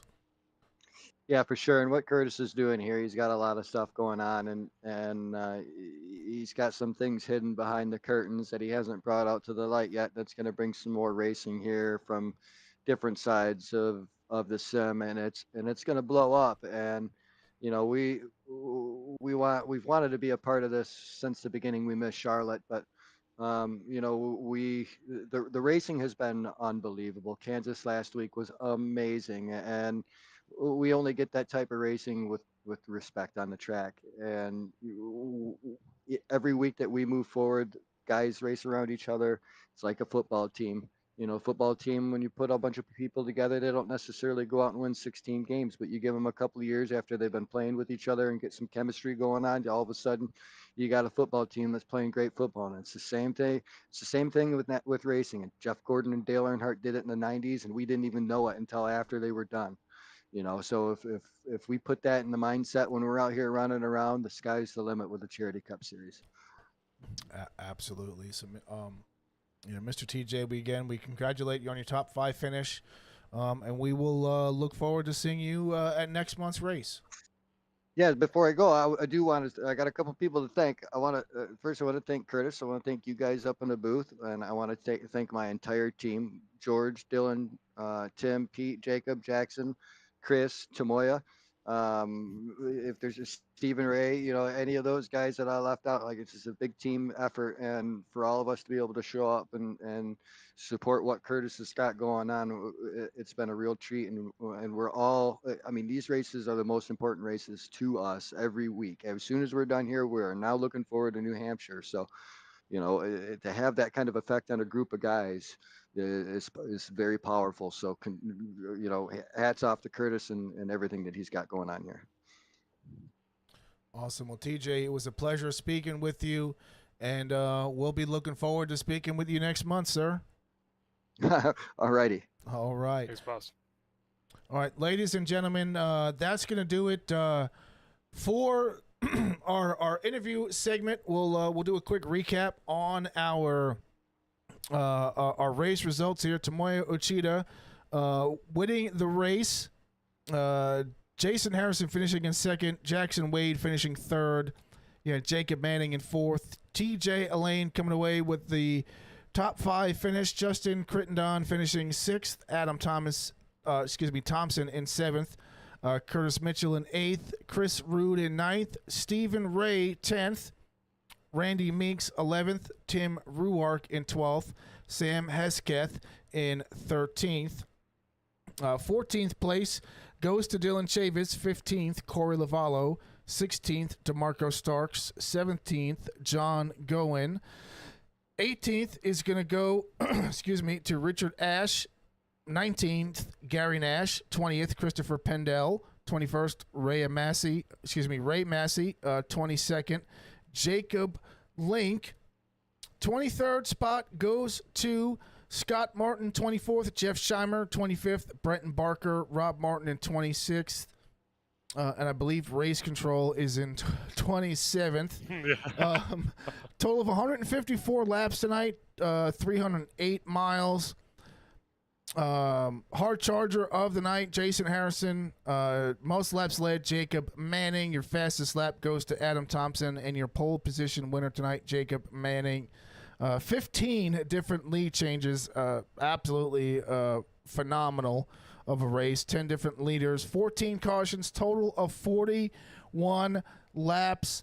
And Mr. Curtis Mitchell, I'd like to give you an opportunity to let our viewers know exactly what to expect for next month's Charity Cup Series race. Absolutely, yeah. We got 2 more races left in the chase for the Charity Cup. Points are looking really good for Great Lakes. I don't think anyone's going to catch them, so they've probably got this one in the bag, but they're going to keep trying to set a higher number. We're headed to New Hampshire in 2 weeks. So August 23rd, headed to New Hampshire, and then we're closing it out the week after, August 30th at Homestead for the championship race. And after that, we got a fun fall series, the Charity Cup Classics, kind of our crown jewel events. We'll be running once a month, running the ARCAs at Bristol in September, Trucks at Texas in October, the O'Reilly cars at Darlington in November, and to close it out, a full-length Cup race under the lights at Charlotte in December to close out the Charity Cup Classics. So lots of fun things coming. We'll have everything on Facebook, and we got a good amount of momentum, I think, heading into New Hampshire for a good show.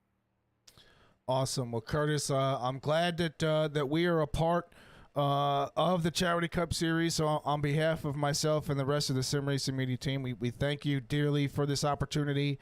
And to our viewers out there, we appreciate you stopping in. The comment section was on fire tonight. A lot of people cheering on their favorite drivers, and we look forward. We look forward to doing this again in 2 weeks in New Hampshire. So with that being said, ladies and gentlemen, I am your host, Joe Manella, a.k.a. Front Row Joe. God bless. Good night.